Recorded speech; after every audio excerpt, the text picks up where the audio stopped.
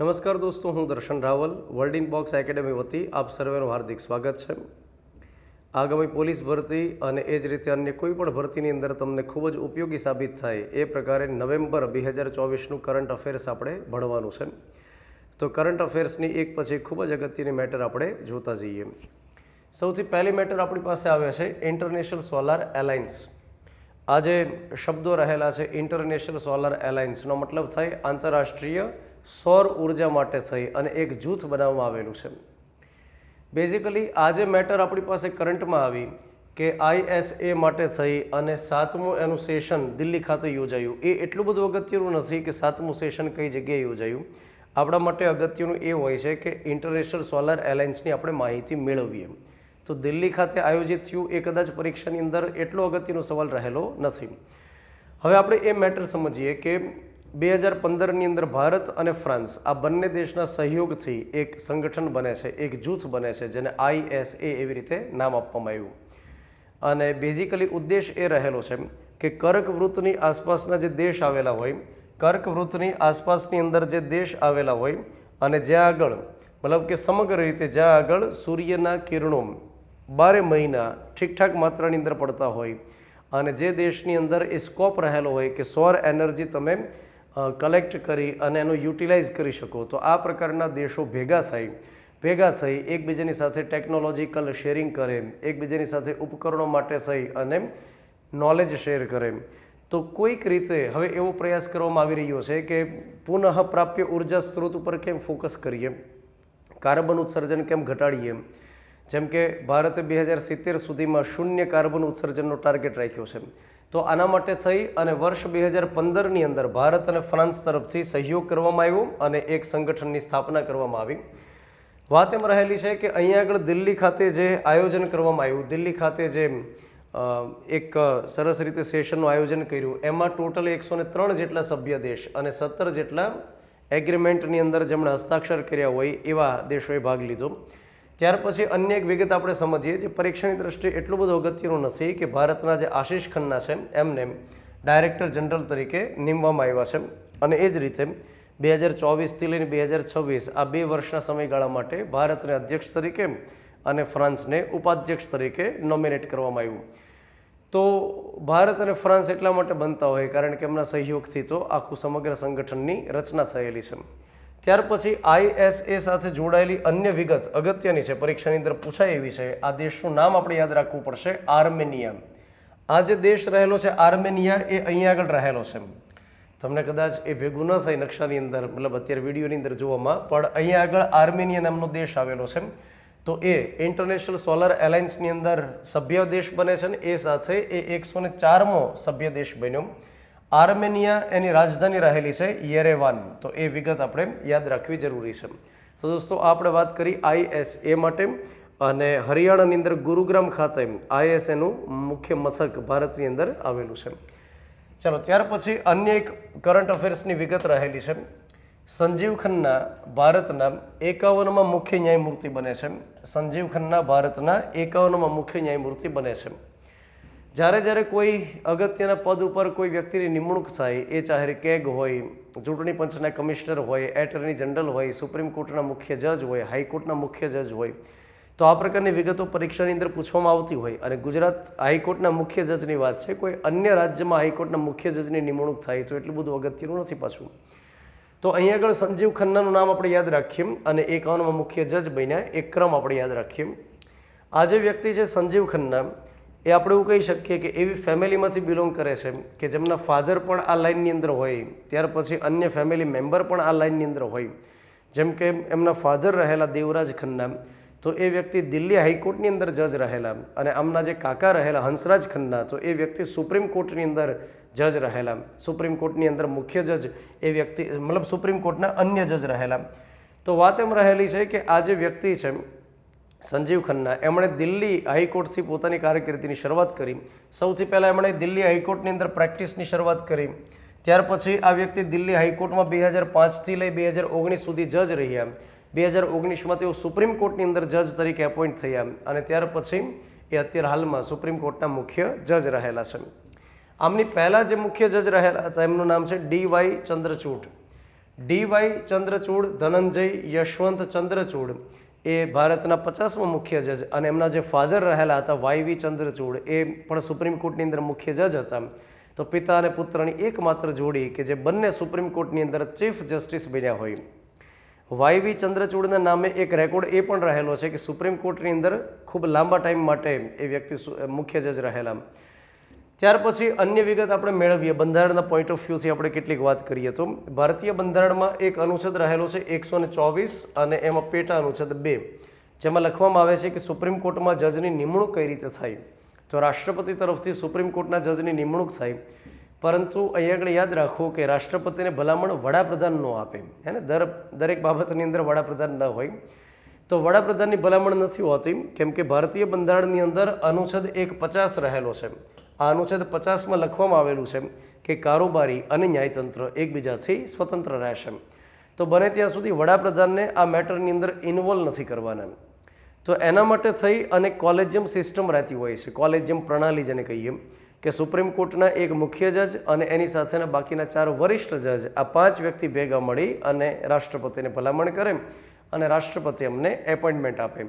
તો જેના માટે અત્યાર સુધીમાં અલગ અલગ કેસ પણ આવેલા, જેમ કે ફર્સ્ટ જજ કેસ 1982, ત્યાર પછી 1993માં સેકન્ડ જજ કેસ, ત્યાર પછી 1998ની અંદર થર્ડ જજ કેસ. ત્યાર પછી જ્યારે એનજેકની રચના કરી નરેન્દ્રભાઈ મોદીએ, મતલબ નરેન્દ્ર મોદી સરકારે 99મો બંધારણીય સુધારો 2014-15માં જ્યારે કર્યો, તો 99 નંબરનો બંધારણીય સુધારો 2014 અત્યારે આપણે લખીએ, અને એક સંસ્થાની સ્થાપના કરેલી હતી જેનું નામ છે એનજેક. તો આ જે સંસ્થા છે એનજેક, એનું પૂરું નામ કરવામાં આવતું નેશનલ જ્યુડિશિયરી એપોઇન્ટમેન્ટ કમિશન. ભારતની અંદર રાષ્ટ્રીય ન્યાયિક નિમણૂક પંચની સ્થાપના કરી અને ભારતીય બંધારણમાં આના માટે એક અનુચ્છેદ 124 કેપિટલ એ ઉમેરવામાં આવેલું. જો કે આ જે સંસ્થા છે એની અંદર કાયદા મંત્રીનો સમાવેશ થતો, ત્યાર પછી વડાપ્રધાનનું ઇન્વોલ્વમેન્ટ કોઈક રીતે રહેતું, અને એટલા માટે સુપ્રીમ કોર્ટે આ 99 નંબરના બંધારણીય સુધારાને રદ ઘોષિત કર્યો. તો હાલમાં આ કામ નથી કરતું, પણ કોલેજિયમ સિસ્ટમ જ કામ કરી રહી છે. એના પછી દોસ્તો ખૂબ જ અગત્યની મેટર રહેલી છે, પરીક્ષાની અંદર પૂછાય એવી પૂર્ણ શક્યતા રહેલી છે કે ગુજરાતને ફાઇનલી નાણાપંચ મળ્યું અને નાણાપંચની અંદર અધ્યક્ષ રહેલા છે યમલ વ્યાસ. તો આ જે વ્યક્તિ છે એમનું નામ પરીક્ષાની અંદર આપણને 100% પૂછાય એવી શક્યતા છે. યમલ વ્યાસ એ નામ આપણે યાદ રાખી લઈએ. હવે તમે સમજો કે જ્યારે સ્થાનિક સ્વરાજની સંસ્થાઓને બંધારણમાં સ્થાન આપ્યું, જેના માટે થઈ અને 73 નંબરનો બંધારણીય સુધારો કર્યો, ત્યાર પછી શહેરી સ્થાનિક સ્વરાજની સંસ્થાઓ માટે થઈ અને 74 નંબરનો બંધારણીય સુધારો કરવામાં આવ્યો. તો આ 2 બંધારણીય સુધારા દ્વારા લોકલ બોડીઝની જ્યારે બંધારણીય વ્યવસ્થા કરવામાં આવી, તો એમાં એક અનુચ્છેદ રહેલો છે 243I અને બીજો એક અનુચ્છેદ રહેલો છે 243Y. આ સ્થાનિક સ્વરાજની સંસ્થામાં ગ્રામીણ માટે વાત છે અને શહેરી સ્થાનિક સ્વરાજની સંસ્થા માટે 243Y. આ બંને અનુચ્છેદમાં લખવામાં આવ્યું છે કે રાજ્યપાલ દ્વારા રાજ્ય નાણાપંચની રચના થશે. જેમ અનુચ્છેદ નંબર 280 અંતર્ગત કેન્દ્રીય નાણાપંચની વાત રહેલી છે, કેન્દ્રીય નાણાપંચ માટે જે અનુચ્છેદ છે 280 એ પરીક્ષાની દ્રષ્ટિએ ખૂબ અગત્યનો છે. તો નાણાપંચની અંદર તમને ખ્યાલ હશે કે કેન્દ્રની જો આપણે વાત કરીએ તો 16મું નાણાપંચ રહેલું છે અરવિંદ પનગડિયાની અધ્યક્ષતામાં, અને ગુજરાતની અંદર આ નાણાપંચ રહેલું છે 4થું નાણાપંચ અને એમના અધ્યક્ષ છે યમલ વ્યાસ. નાણાપંચની ગુજરાતની અંદર જે નાણાપંચ છે એમની જવાબદારી એ હશે કે રાજ્ય સરકારને ભલામણ કરવી કે આપણે સ્થાનિક સ્વરાજની સંસ્થાઓને નાણાકીય કેમ મજબૂત બનાવી શકીએ અને રાજ્ય સરકાર પોતાની કર આવકમાંથી કઈ રીતે સ્થાનિક સ્વરાજની સંસ્થાને પૈસાની વહેંચણી કરી શકે, એના માટે સિદ્ધાંત તૈયાર કરવા. તો ગાંધીનગરની પાસે ટેક્સનું કલેક્શન તો હોય, એ ટેક્સના કલેક્શનમાંથી અલગ અલગ ગ્રામ, તાલુકા, જિલ્લા પંચાયતને, નગરપાલિકા, મહાનગરપાલિકાને કઈ રીતે પૈસાની વહેંચણી કરવી, એના માટે સિદ્ધાંત નક્કી કરવા માટે આની રચના થાય છે. ગુજરાતને ઘણા લાંબા સમય પછી નાણાપંચ મળ્યું. અત્યાર સુધીમાં આ 4થું નાણાપંચ છે. સૌથી પહેલું જે નાણાપંચ હતું એ કોની અધ્યક્ષતામાં હતું? યશવંત મહેતાની અધ્યક્ષતામાં. ત્યાર પછી ધીરુભાઈ શાહની અધ્યક્ષતામાં બીજું, એના પછી ડૉક્ટર ભરત ગરીવાલા ત્રીજું, અને ત્યાર પછી અત્યારે યમલ વ્યાસની અધ્યક્ષતામાં. ચલો એના પછી આપણે અન્ય વિગત જોઈએ. આ વિગત એટલી બધી પરીક્ષાની દ્રષ્ટિએ અગત્ય નથી, પણ હા તેમ છતાં જ્યારે મેટર આવી છે તો આપણે ભણી દઈએ કે ઋષભ પંત છે અને આ વ્યક્તિએ એક રેકોર્ડ બનાવ્યો છે કે IPLની હરાજીમાં સૌથી મોંઘો ખેલાડી બની ગયો છે અને પૂરા 27 કરોડ સાથે. તો 27 કરોડ સાથે ઋષભ પંત આઈપીએલનો સૌથી મોંઘો ખેલાડી બન્યો છે. વર્ષ 2008થી આઈપીએલની શરૂઆત થઈ, ઇન્ડિયન પ્રીમિયર લીગ, અને ભારતની અંદર એક ક્રેઝ બની ગયો. માર્ચ મહિનાથી લઈને મે મહિના સુધી આઈપીએલ ચાલતું હોય છે. તો આ વખતે 2025ની અંદર જે આઈપીએલ રમાશે એ એની 18મી સિઝન રહેલી છે. 18મી સિઝન 2008થી અત્યાર સુધીમાં. અને વિશ્વની અંદર જે સૌથી ધનાઢ્ય બોર્ડ રહેલું છે BCCI, board of control for cricket in India, એના તરફથી આયોજન થાય. આઈપીએલની અંદર હરાજી કરવામાં આવતી હોય છે અને એવું કહેવાય છે કે આઈપીએલની અંદર દર 3 વર્ષે હરાજી થાય, જેની અંદર કોઈ પણ ટીમ હોય, 10 જેટલી ટીમ રમતી હોય છે, એમાંથી કોઈ પણ ટીમ હોય એની અંદર 6 ખેલાડીઓને ઈચ્છે તો એમને રાખી શકે, બાકીના જે ખેલાડી હોય એ ચેન્જ કરવાના હોય. તો આ પ્રકારે ઓપ્શન માટેના નિયમો છે. તો એની અંદર ઋષભ પંત, જેને લખનૌની ટીમે ખરીદ્યો છે, લખનૌ સુપર જાયન્ટે, અને આની પહેલાની સિઝનની અંદર જે ઓસ્ટ્રેલિયાના વ્યક્તિ હતા મિશેલ સ્ટાર્ક, એમનો રેકોર્ડ પણ તોડ્યો. સાથે આ વખતે નવાઈની વાત દોસ્તો એ રહેલી છે કે એક બિહારનો વ્યક્તિ છે વૈભવ સૂર્યવંશી, જેની ઉંમર લગભગ 14 વર્ષની છે. તો આ વખતે રમવાનો છે. અને કઈ ટીમે એમને ખરીદ્યો છે? તો એમને બિહારનો જે આ વ્યક્તિ છે એમને રાજસ્થાન રોયલ્સે ખરીદ્યો છે. તો આ વખતે એમને જોવાની પણ એક મજા પડશે. 14 વર્ષનો વ્યક્તિ હોય તો એ લગભગ 9મું ધોરણ ભણતો હોય એવું આપણે કહી શકીએ. ચલો, ત્યાર પછી અન્ય એક વિગત રહેલી છે. જનજાતીય ગૌરવ દિવસે બિરસા મુંડાના 150મા જન્મ જયંતિ વર્ષનો પ્રારંભ. તો દોસ્તો આ જે વ્યક્તિ રહેલા છે બિરસા મુંડા, એ આદિવાસીઓના ભગવાન રહેલા છે, ધરતી આબા તરીકે ઓળખાય છે. અને આ જે ભગવાન અથવા ધરતી આબા બિરસા મુંડા રહેલા છે એમના જન્મના 150 વર્ષની ઉજવણી થઈ રહી છે અને એમને જનજાતીય ગૌરવ વર્ષ તરીકે ઉજવવામાં આવી રહ્યું છે. હવે એટલી વિગત તમે યાદ રાખો કે બિરસા મુંડા છે એમનો જન્મ થાય છે ઝારખંડની અંદર 1875ની અંદર ઝારખંડના ઉલીહાતુ નામના ગામની અંદર એમનો જન્મ થાય છે. બિરસા મુંડાને શા માટે યાદ કરવામાં આવતું હોય છે? તો કે ઝારખંડના વિસ્તારની અંદર જે આદિવાસી રહેલા હતા, અંગ્રેજ તરફથી શોષણ હતું, અંગ્રેજ તરફથી એમની જમીન પચાવી પાડવામાં આવતી હતી, અને આ વ્યક્તિએ આદિવાસીઓને એમની વિરુદ્ધમાં તૈયાર કર્યા, જાગૃતિ ફેલાવી અને અંગ્રેજીની સામે વિદ્રોહ કર્યા. તો એમણે અંગ્રેજીની સામે લડત ચલાવી અને આદિવાસીઓને એના માટે હક માટે લડાઈ કેમ લડાઈ એના માટે તૈયાર કર્યા. તો બલિદાન આપ્યું. અને એવું કહેવાય છે કે બિરસા મુંડા છે એમને વર્ષ 1900ની અંદર ચક્રધરપુરના જોમ કોપાઈ જંગલમાંથી પકડી લેવામાં આવ્યા અને ત્યાર પછી જે કસ્ટડી હતી એમાં જ એમનું નિધન થાય છે. સેન્ટ્રલ જેલની અંદર એમનું નિધન થાય છે. તો આજે જનજાતીય ગૌરવ વર્ષ તરીકે ઉજવણી થાય છે, 150 વર્ષ પૂર્ણ થાય છે. એટલા માટે ગુજરાતની અંદર આના માટેની ઉજવણી કરવામાં આવી. ડાંગના આહવા ખાતે એમની ઉજવણી થાય છે 15 નવેમ્બરના દિવસે, જનજાતીય ગૌરવ દિવસ 15 નવેમ્બર. તો એમની ઉજવણી ગુજરાતની અંદર ડાંગના આહવા ખાતે થઈ, એ વિગત આપણે યાદ રાખીએ. ચલો, એના પછી એક નાનકડી વિગત રહેલી છે. મતલબ આ વિગત એવી છે કે પૂછાય તો પૂછાય, ન પૂછાય તો ન પણ પૂછાય. વિગત એ રહેલી છે કે છત્તીસગઢનું એક ગામ રહેલું છે જેનું નામ રહ્યું છે ધૂળમારાસ. આ જે ગામ છે એનું નામ રહેલું છે ધૂળમારાસ, અને એને United Nations World Tourism Organization તરફથી શ્રેષ્ઠ પર્યટન સ્થળ તરીકે ઘોષિત કરવામાં આવ્યું છે. શ્રેષ્ઠ પર્યટન અથવા પ્રવાસન ગામ તરીકે ઘોષિત કરવામાં આવ્યું છે.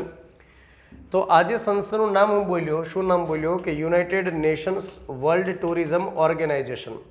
હવે આ જે સંસ્થા છે એની સ્થાપના તો થયેલી છે વર્ષ 1975માં, અને જીનીવા ખાતે એમનું મુખ્ય મથક રહેલું છે, સ્વિટ્ઝરલેન્ડના જીનીવા ખાતે. આ સંસ્થાએ 2021માં એક પહેલ શરૂ કરી, અને પહેલ એ શરૂ કરી કે અલગ અલગ પ્રકારના ગામ હોય અને એમાં અમુક માપદંડ રહેલા હોય, કુદરતી હોય, મતલબ પ્રકૃતિ સૌંદર્ય કેવું રહેલું છે, ત્યાર પછી ગામની અંદર સ્વચ્છતા કેવી રહેલી હોય, ત્યાર પછી ગામની અંદર મતલબ અલગ અલગ જે માપદંડ રહેલા છે એમાં 9 જેટલા રહેલા છે. જેમ કે સાંસ્કૃતિક પ્રાકૃતિક સંસાધન કેવા છે, સાંસ્કૃતિક સંસાધનનો પ્રચાર અને સંરક્ષણ કેવું છે, આર્થિક સ્થિરતા કેવી રહેલી છે, સામાજિક સ્થિરતા કેવી છે, પર્યાવરણીય સ્થિરતા, પ્રવાસન વિકાસ અને મૂલ્ય શૃંખલા સંકલન વગેરે વગેરે. આપણને 9 જેટલા કોઈ માપદંડ પૂછાય નહીં કે કયા માપદંડના આધારે શ્રેષ્ઠ પ્રવાસન ગામનો દરજ્જો આપે. આપણે એક નામ યાદ રાખવાનું છે. છત્તીસગઢનું ગામ છે ધૂળમારાસ, જેને UNWTO નામની સંસ્થા તરફથી આ રીતે દરજ્જો આપવામાં આવ્યો. અને આ જે ગામ છે એની ખાસિયત એ રહેલી છે કે એ ગામની અંદર આ કાંગાર વેલી નેશનલ પાર્ક પણ એનો હિસ્સો પણ થોડો આવેલો છે.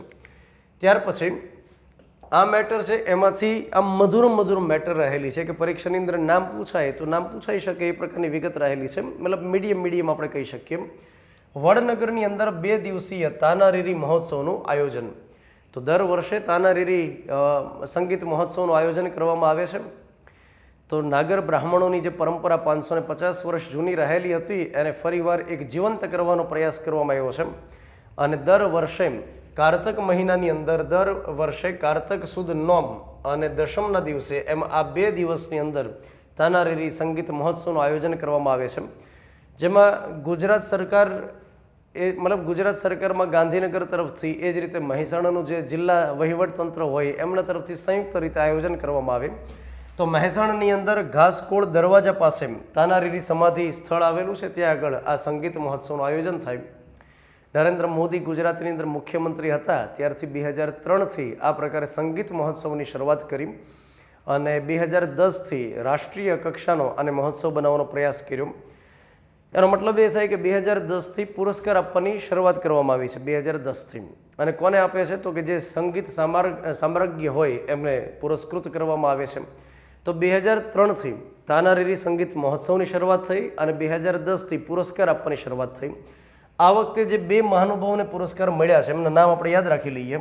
એક વ્યક્તિ રહેલા છે સુરેશ તલવલકર અને બીજા વ્યક્તિ રહેલા છે પ્રદીપ્તા ગાંગુલી. આ 2 વ્યક્તિના નામ આપણે યાદ રાખીએ. અને એવું નથી કે તાનારીરી પુરસ્કાર જે હોય સંગીત માટેનો જે પુરસ્કાર છે એ માત્ર ગુજરાતના સંગીત સમ્રાટ હોય અથવા સંગીતકાર હોય એમને જ મળે એવું નથી. આ સમગ્ર ભારતભરની અંદર કોઈ સંગીતકાર હોય એમને આપવામાં આવે છે. તો 2010થી રાષ્ટ્રીય કક્ષાનો પુરસ્કાર આ રીતે શરૂ કર્યો. જેમ કે સૌથી પહેલાં જે શરૂઆત કરવામાં આવી પુરસ્કાર આપવા માટે એ લતા મંગેશકર અને ઉષા મંગેશકર, મતલબ પુરસ્કાર આપવાના જ હોય સંગીત ક્ષેત્રે, તો પછી લતા મંગેશકર સિવાય તો બીજા કોનાથી શરૂઆત કરી શકાય? તો લતા મંગેશકર અને ઉષા મંગેશકર એમનાથી શરૂઆત કરવામાં આવી. ત્યાર પછી દોસ્તો આ જે તાના અને રીરી બંને બહેનો હતા એ નરસિંહ મહેતાના દોહિત્રીઓ હતા. અને એ જ રીતે એવું કહેવાય છે કે જે તાનસેન હતા એમણે એક દીપક રાગ ગાયેલો અને એની અંદર જે જ્વાળા પ્રગટ થઈ તો મલ્હાર રાગ ગાઈ અને તાના અને રીરીએ એમને શાંત કરેલું. તો આ એક કહાની ચાલતી હોય છે. ત્યાર પછી દોસ્તો આપણે આગળ વાત કરીએ અન્ય મેટર તરફ જઈએ અને કરંટ અફેર્સની મેટર રહેલી છે કે જીપીએસસીની અંદર અધ્યક્ષ તરીકે હસમુખભાઈ પટેલની નિમણૂક કરવામાં આવી, જે અગાઉ પોલીસ ભરતી બોર્ડની અંદર અધ્યક્ષ રહેલા હતા, વરિષ્ઠ આઈપીએસ અધિકારી રહેલા છે, ડીજીપી રેન્કના આપણે આઈપીએસ અધિકારી કહી શકીએ. તો અહીંયા આગળ જીપીએસસી બોર્ડની અંદર તમને ખ્યાલ હશે કે દિનેશ દાસા અધ્યક્ષ રહેલા હતા અને જ્યારે એ વ્યક્તિ યુપીએસસીની અંદર મેમ્બર બનીને ગયા તો એમની જગ્યાએ નલિન ઉપાધ્યાય કરીને એક વ્યક્તિ હતા જે ઇન્ચાર્જ હતા, મતલબ કે કાર્યકારી અધ્યક્ષ તરીકે હતા અને એમની જગ્યાએ ફૂલ ટાઈમ એક ચેરમેન બનાવી દીધા હસમુખભાઈ પટેલને. હવે જ્યારે આપણે જીપીએસસીની વાત કરતા હોઈએ તો આપણને બંધારણીય કેટલીક જોગવાઈ ખ્યાલ હોવો જરૂરી છે. અને જેમ કે આપણને ખ્યાલ હોવો જોઈએ કે ભારતીય બંધારણની અંદર ભાગ નંબર 14ની અંદર જાહેર સેવા સંબંધી જોગવાઈ છે, જેમાં 315ની અંદર યુપીએસસી અને દરેક રાજ્યમાં એક રાજ્ય જાહેર સેવા આયોગ રહેશે એવી જોગવાઈ રહેલી છે. તો એક 315 નંબરનો અનુચ્છેદ રહેલો છે આયોગ અંગેની જોગવાઈ. 316 નંબર જેમાં આયોગના માળખાની વાત કરીએ કે આયોગની અંદર અધ્યક્ષ સહિતના સભ્યો કેટલા રહેશે, તો 316 મુજબ કે આયોગની અંદર એક અધ્યક્ષ રહેશે અને સભ્યોની અંદર મતલબ રાજ્યની અંદર રાજ્યપાલ ડિસાઇડ કરે અને કેન્દ્ર હોય તો રાષ્ટ્રપતિ ડિસાઇડ કરશે. પરંતુ જે અહીંયા આગળ સભ્યો લેવાના છે એ 9 થી 11 જેટલા સામાન્ય રીતે લેવામાં આવે કે 9 હોય, 10 હોય અથવા 11 હોય, બાકી અધરવાઇઝ રાજ્યપાલ ડિસાઇડ કરી શકતા હોય અને કેન્દ્રની અંદર રાષ્ટ્રપતિ ડિસાઇડ કરે. તો આયોગના અધ્યક્ષ અને સભ્યો માટે માળખું નિમણૂક સંબંધી જોગવાઈ આપવામાં આવી. 317ની અંદર લખવામાં આવ્યું કે અધ્યક્ષ અને સભ્યને દૂર કરવા માટેની શું પ્રોસિજર હોય એની વાત કરવામાં આવી. તો જે રાજ્યની અંદર આપણે વાત કરીએ જીપીએસસી, તો જીપીએસસીના અધ્યક્ષ અને સભ્યો હોય એ રાજીનામું કોને સંબોધીને આપશે, તો કે રાજ્યપાલને સંબોધન કરી રાજીનામું આપી શકશે. અને એમને જો દૂર કરવાના થાય તો યાદ રાખો કે રાષ્ટ્રપતિ એમને દૂર કરી શકે. રાજીનામું રાજ્યપાલને સંબોધીને આપે અને જો દૂર કરવાના થાય તો રાષ્ટ્રપતિને સંબોધન કરી મતલબ રાષ્ટ્રપતિ એમને દૂર કરે, સંબોધન આપે રાજ્યપાલને રાજીનામાનું. 318માં સભ્યોની સેવાની શરતોની વાત કરી. 319ની અંદર વાત કરવામાં આવે છે કે જે વ્યક્તિ યુપીએસસીમાં હોય અથવા જીપીએસસીમાં હોય અને એ વ્યક્તિ પોતે રિટાયર્ડ થાય.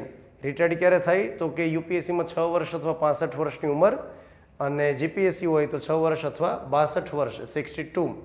તો એમાંથી જે વહેલું તે અને એકવાર રિટાયર્ડ થાય ત્યાર પછી પોતે એક તો પોતાના પદ ઉપર રીએપોઇન્ટ ન થઈ શકે, એમની પુનઃ નિયુક્તિ ન થઈ શકે, અને એ જ રીતે અન્ય કોઈ પણ સરકારી હોદ્દો ધારણ કરી શકતા નથી. હા, એવું થઈ શકે કે સભ્યમાંથી રિટાયર્ડ થઈ અને અધ્યક્ષ બને, એવું થઈ શકે કે જીપીએસસીમાંથી રિટાયર્ડ થઈને યુપીએસસીમાં જઈ શકે, આ પ્રકારની બાબતો થઈ શકે, પણ પોતાના સ્થાન ઉપર રીએપોઇન્ટ એમની થઈ શકતી નથી. ચલો, ત્યાર પછી એક બાબત રહેલી છે 320 નંબર, જેમાં આયોગના કાર્ય સંબંધી વિગત લખવામાં આવેલી છે. ત્યાર પછી એકદમ ઇત્તુસી મેટર રહેલી છે, એકદમ નાનકડી મેટર રહેલી છે, અને મેટર એ રહેલી છે કે એક શોર્ટ ફિલ્મ રહેલી છે જેનું નામ છે વૃક્ષરી.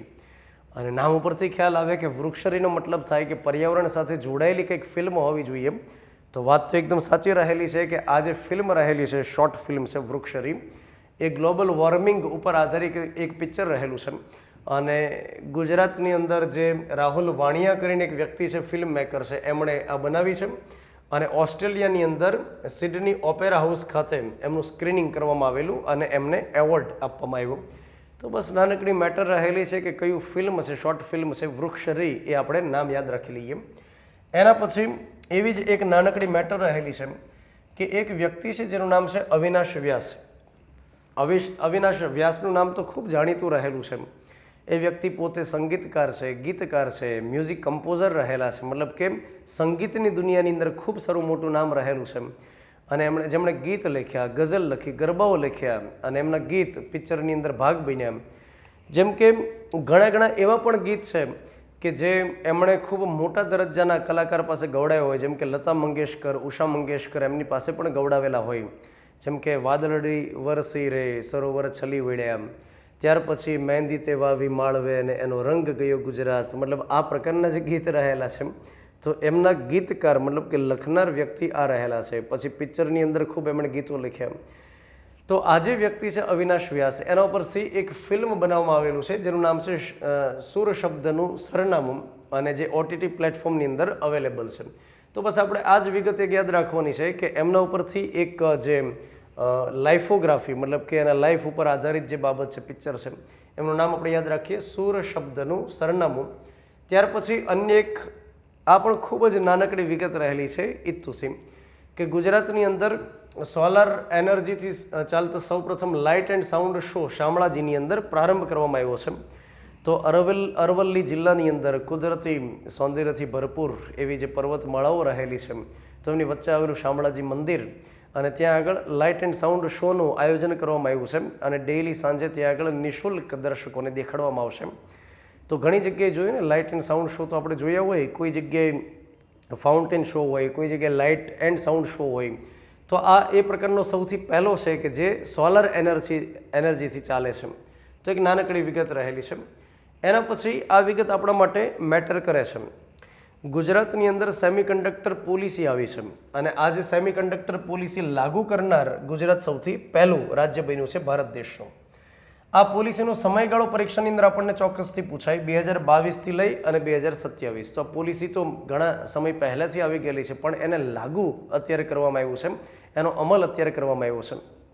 જ્યારે તમે કોઈ શબ્દ વાંચો પોલિસી, એનો મતલબ થાય કે સરકાર આ ફિલ્ડની અંદર શું કરવા માગે છે એના માટેની એક રૂપરેખા હોય, અને સરકારે કેટલાક ટાર્ગેટ્સ નક્કી કર્યા હોય એની હાઇલાઇટ હોય.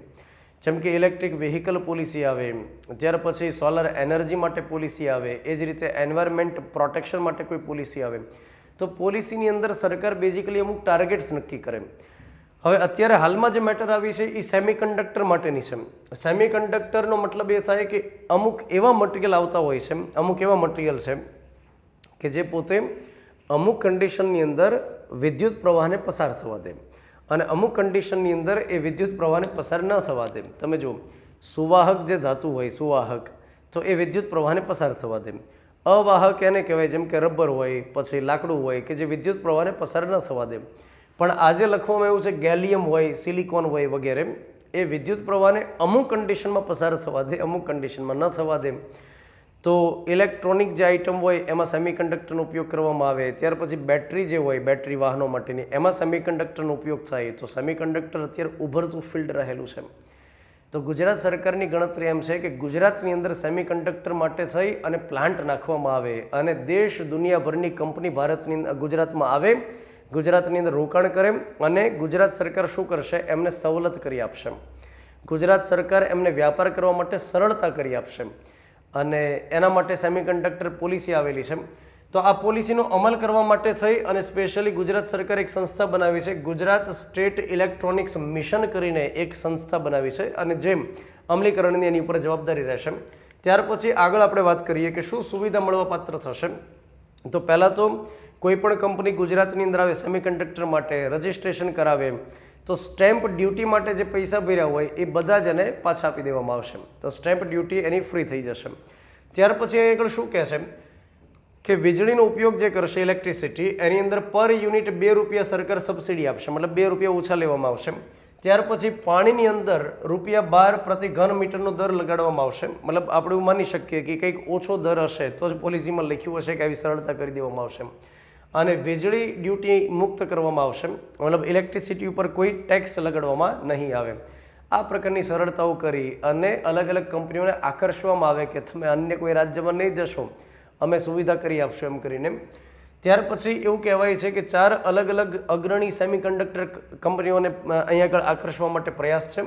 1.24 લાખ કરોડનું રોકાણ કરવામાં આવશે અને અંદાજિત 53,000 જેટલી નવી રોજગાર ઊભી કરવામાં આવશે. તો મારે તમને એ સમજાવવાનું છે કે આ જે વિગત રહી ને એ હળાહળ આપણા માટે નકામી છે. મતલબ એ દેખાડવા માટે મેટર લખું છું કે આ પ્રકારની વિગત તમારે પાકી ન કરવી. જે ખાસ કરીને ફ્રેશર વિદ્યાર્થી હોય એ પાકું કરે કે ઓહો કેટલા લાખ કરોડનું રોકાણ રહેલું છે અને કેટલી નવી રોજગારી આપવામાં આવશે. તો આ પ્રકારની વિગત પરીક્ષાઓની અંદર ન પૂછાય. એના પછી આપણી પાસે જે વિગત આવે છે એ પણ ઇત્તુસી વિગત રહેલી છે. વિગત એ રહેલી છે કે એક વ્યક્તિ છે જેનું નામ છે જોરાવરસિંહ જાદવ. આ વ્યક્તિ છે જોરાવરસિંહ જાદવ, જેમનું નામ કઈ બાબત માટે જાણીતું છે તો આ વ્યક્તિ ગુજરાતના વાર્તાકાર છે, લોક સાહિત્યના સંશોધક છે અને લોક સાહિત્ય ઉપર પુસ્તકના એડિટર છે, મતલબ કે પોતે પ્રકાશિત કરે છે. અત્યાર સુધીમાં 100થી વધારે એવા પુસ્તકો એ વ્યક્તિ પબ્લિશ કરી ચૂક્યા કે જે લોક સાહિત્ય ઉપર આધારિત હોય. તો આપણે એવું કહી શકીએ કે લોક સાહિત્યને જીવંત રાખવા માટે છે આ વ્યક્તિનો અદ્ભુત ફાળો તો છે અને એટલા માટે એમને પદ્મશ્રીથી પુરસ્કૃત પણ કરવામાં આવ્યા. 2019માં આ વ્યક્તિને પદ્મશ્રી પુરસ્કાર આપવામાં આવ્યો. ધંધુકાના આકરુ ગામે એ વ્યક્તિએ એક મ્યુઝિયમ બનાવ્યું છે અને એ જે મ્યુઝિયમ છે એનું નામ આપવામાં આવ્યું છે વિરાસત. એક સંગ્રહાલય છે. મ્યુઝિયમ કરતાં આપણે શું કહી શકીએ, સંગ્રહાલય કહી શકીએ. અને આની અંદર લોક સાહિત્યને લગતી બાબતોનો સંગ્રહ કર્યો અને લોકો માટે ઓપન કર્યું છે. તો વિરાસત એનું નામ છે, આપણે યાદ રાખીએ. ધંધુકાના આકરુ ગામ ખાતે આ રીતે સંગ્રહાલય ઊભો કર્યો એ વિગત આપણે યાદ રાખીએ. તો આ એક મેટર રહેલી. અને ત્યાર પછી આ નાનકડા લેક્ચરની આપણે છેલ્લી મેટર ભણીએ. આ મેટર આપણી પાસે એ આવે છે કે સોમનાથમાં ગુજરાત સરકારની 11મી ચિંતન શિબિરનું આયોજન કરવામાં આવ્યું. તો યાદ રાખો દોસ્તો કે નરેન્દ્ર મોદી સરકાર જ્યારે હતી, નરેન્દ્ર મોદી મુખ્યમંત્રી હતા, ત્યારે 2003થી આ પ્રકારે ચિંતન શિબિરનું આયોજન કરવામાં આવે છે. અને મતલબ 2003થી જો આયોજન કરતા હોય તો પછી આ તો ઘણી બધી હોય, તો એવું બની શકે કે વચ્ચે વચ્ચે ગેપ પડ્યો હોય.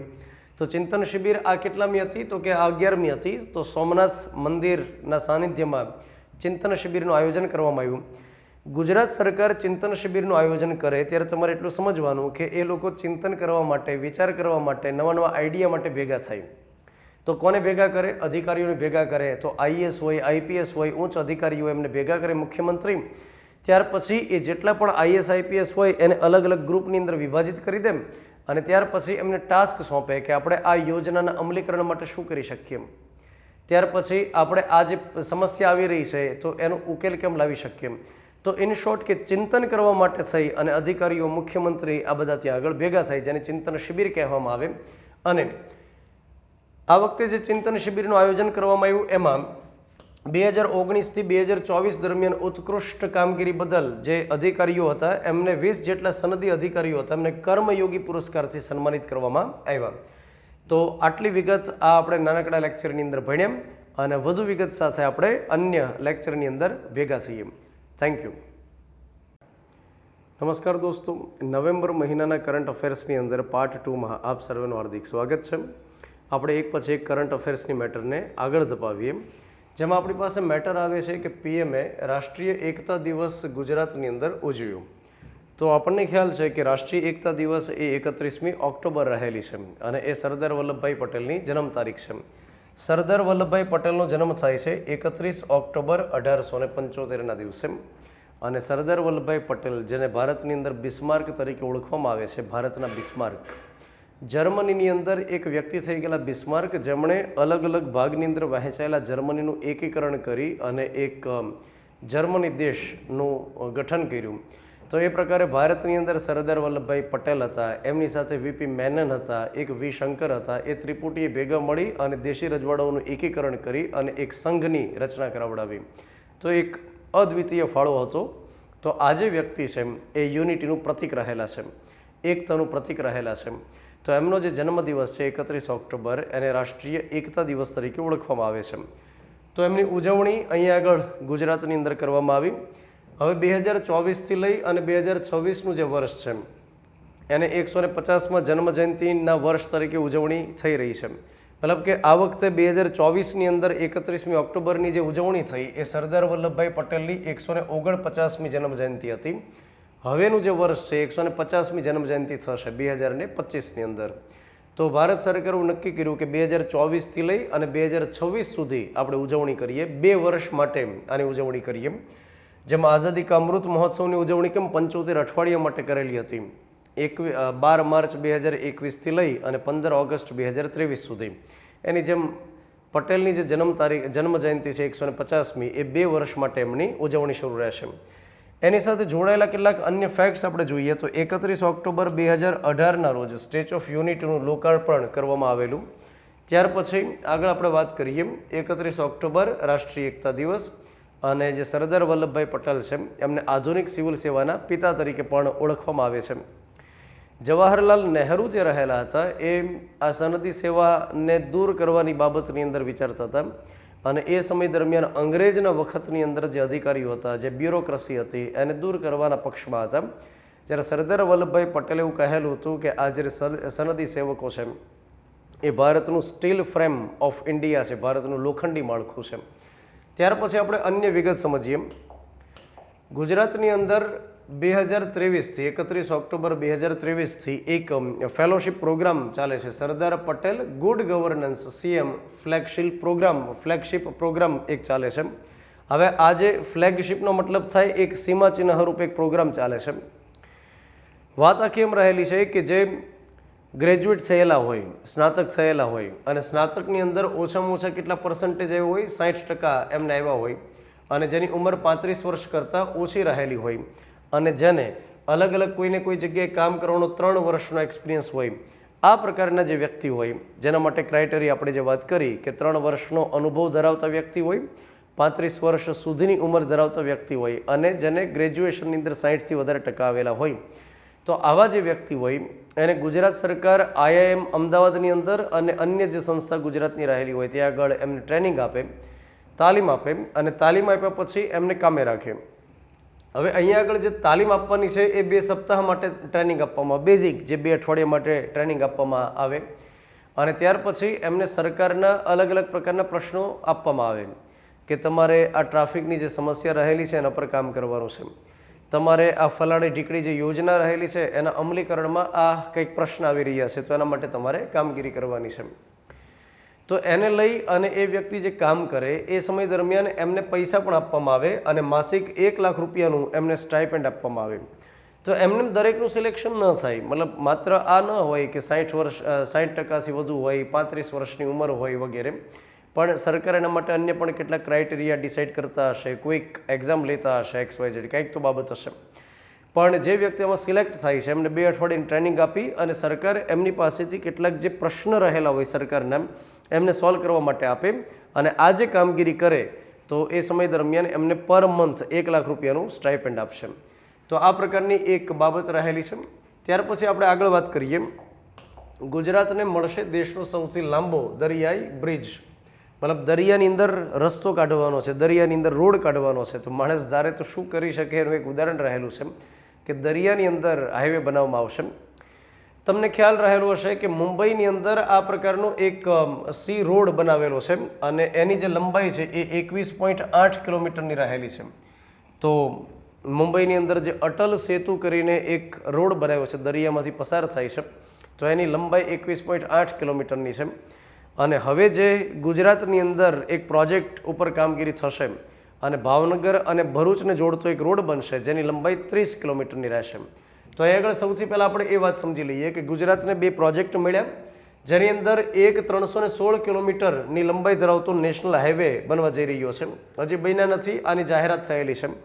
તો એક જે હાઈવે બનશે 316 કિલોમીટર લાંબો હશે અને એની અંદર શું થશે કે જામનગરથી ભાવનગરને જોડવામાં આવશે રાજકોટ થઈને. આ સૌથી પહેલો રોડ બનશે. અને ત્યાર પછી બીજો જે રોડ બનશે એ 248 કિલોમીટર લાંબો હશે અને એ જે પ્રોજેક્ટ છે એના ભાગરૂપે ભાવનગરથી ભરૂચને 68 કિલોમીટર જે જોડવાની વાત છે એનો સમાવેશ થાય છે. તો ભાવનગરથી ભરૂચને જોડતો 68 કિલોમીટરનો રોડ અને એમાંથી 30 કિલોમીટર એ દરિયાની અંદર રોડ બનાવવામાં આવશે. તો આ પ્રકારનો પ્રોજેક્ટ છે. અહીંયા આગળ નકશાની અંદર આપણે જોઈ શકીએ કે જામનગરથી રાજકોટ થઈ અને ભાવનગર સુધી અને ભાવનગરથી 68 કિલોમીટરનો એક બીજો પ્રોજેક્ટ જેમાં ભરૂચને જોડવામાં આવશે. હવે આ જે દરિયો છે ત્યાં આગળ હાઈવે બનાવવામાં આવશે. તો એક વખત જો અહીંયા આગળ હાઈવે બની જશે તો એનાથી ફાયદો શું થશે કે ભાવનગરથી સુરત સાઈડ જવું હોય તો આ રીતે ફરી અને નહીં જવાનું. અત્યારે ઓલરેડી રોરો ફેરી તો કાર્યરત છે જેની અંદર એક સ્ટીમર હોય, જહાજ હોય, એની અંદર બેસીને જવાનું. હવે એની જગ્યાએ શું કરવાનું કે બાય રોડ આપણે વાહન લઈ અને જઈ શકીએ. તો એવું બની શકે કે ભાવનગરથી નીકળ્યા તો 2 થી 2.5 કલાકની અંદર સુરત પહોંચી ગયા, 1 કલાકની અંદર ભરૂચ પહોંચી ગયા. ત્યાર પછી મને એવું લાગે છે કે ભાવનગરથી સુરત માટે રિક્ષા પણ શરૂ થઈ જશે, ઇકો પણ શરૂ થઈ જશે જે ભારતનું રાષ્ટ્રીય વાહન છે. તો એકદમ સરળતા થઈ જશે. તો આખી વાત એમ રહેલી છે કે 2 પ્રોજેક્ટ ભારતને મળ્યા, જેમાંથી મહત્વપૂર્ણ બાબત એ રહેલી છે કે દરિયામાંથી એક હાઈવે બહાર કાઢવામાં આવશે, મતલબ હાઈવે પસાર કરવામાં આવશે. તો અત્યારે હાલમાં શું થઈ રહ્યું છે કે હાલમાં સર્વેની કામગીરી શરૂ છે. તો એવું બની શકે કે આગામી ઘણા વર્ષો પણ લાગે. સરકારી કામકાજ છે તો વર્ષો તો લાગશે. ત્યાર પછી આપણે આગળ વાત કરીએ. એક સરકારનું આ એક ગતિશક્તિ માસ્ટર પ્લાન રહેલું છે, PM ગતિશક્તિ માસ્ટર પ્લાન. આ જે ગતિશક્તિ માસ્ટર પ્લાન છે એની અવધારણા, એનો કોન્સેપ્ટ 2021ની અંદર લોન્ચ કરવામાં આવ્યો.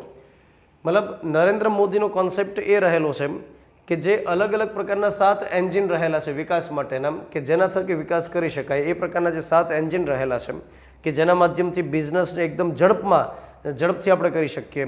જેમ કે રોડ હોય, બંદર હોય, વોટરવે હોય. તો આ પ્રકારે જે અલગ અલગ પ્રકારની બાબત છે કે railway, road, port, waterway, airport, ત્યાર પછી માસ ટ્રાન્સપોર્ટેશન, મતલબ એક સાથે ઘણા લોકોને જે પરિવહનમાં લઈ જાય છે. લોજિસ્ટિક ઇન્ફ્રાસ્ટ્રક્ચરનો મતલબ થાય કે કોઈ વસ્તુ હોય, માલ સામાન હોય, એને એક જગ્યાએથી બીજી જગ્યાએ જે લઈ જવામાં આવે, લોજિસ્ટિક્સની હેરાફેરી કરવામાં આવે એમ. તો આ બધા એવા સાધનો રહેલા છે કે જેના માધ્યમથી બિઝનેસ હોય એને ખૂબ જ સ્પીડની અંદર કરી શકાય, કોમ્યુનિકેશન ખૂબ સ્પીડની અંદર કરી શકાય.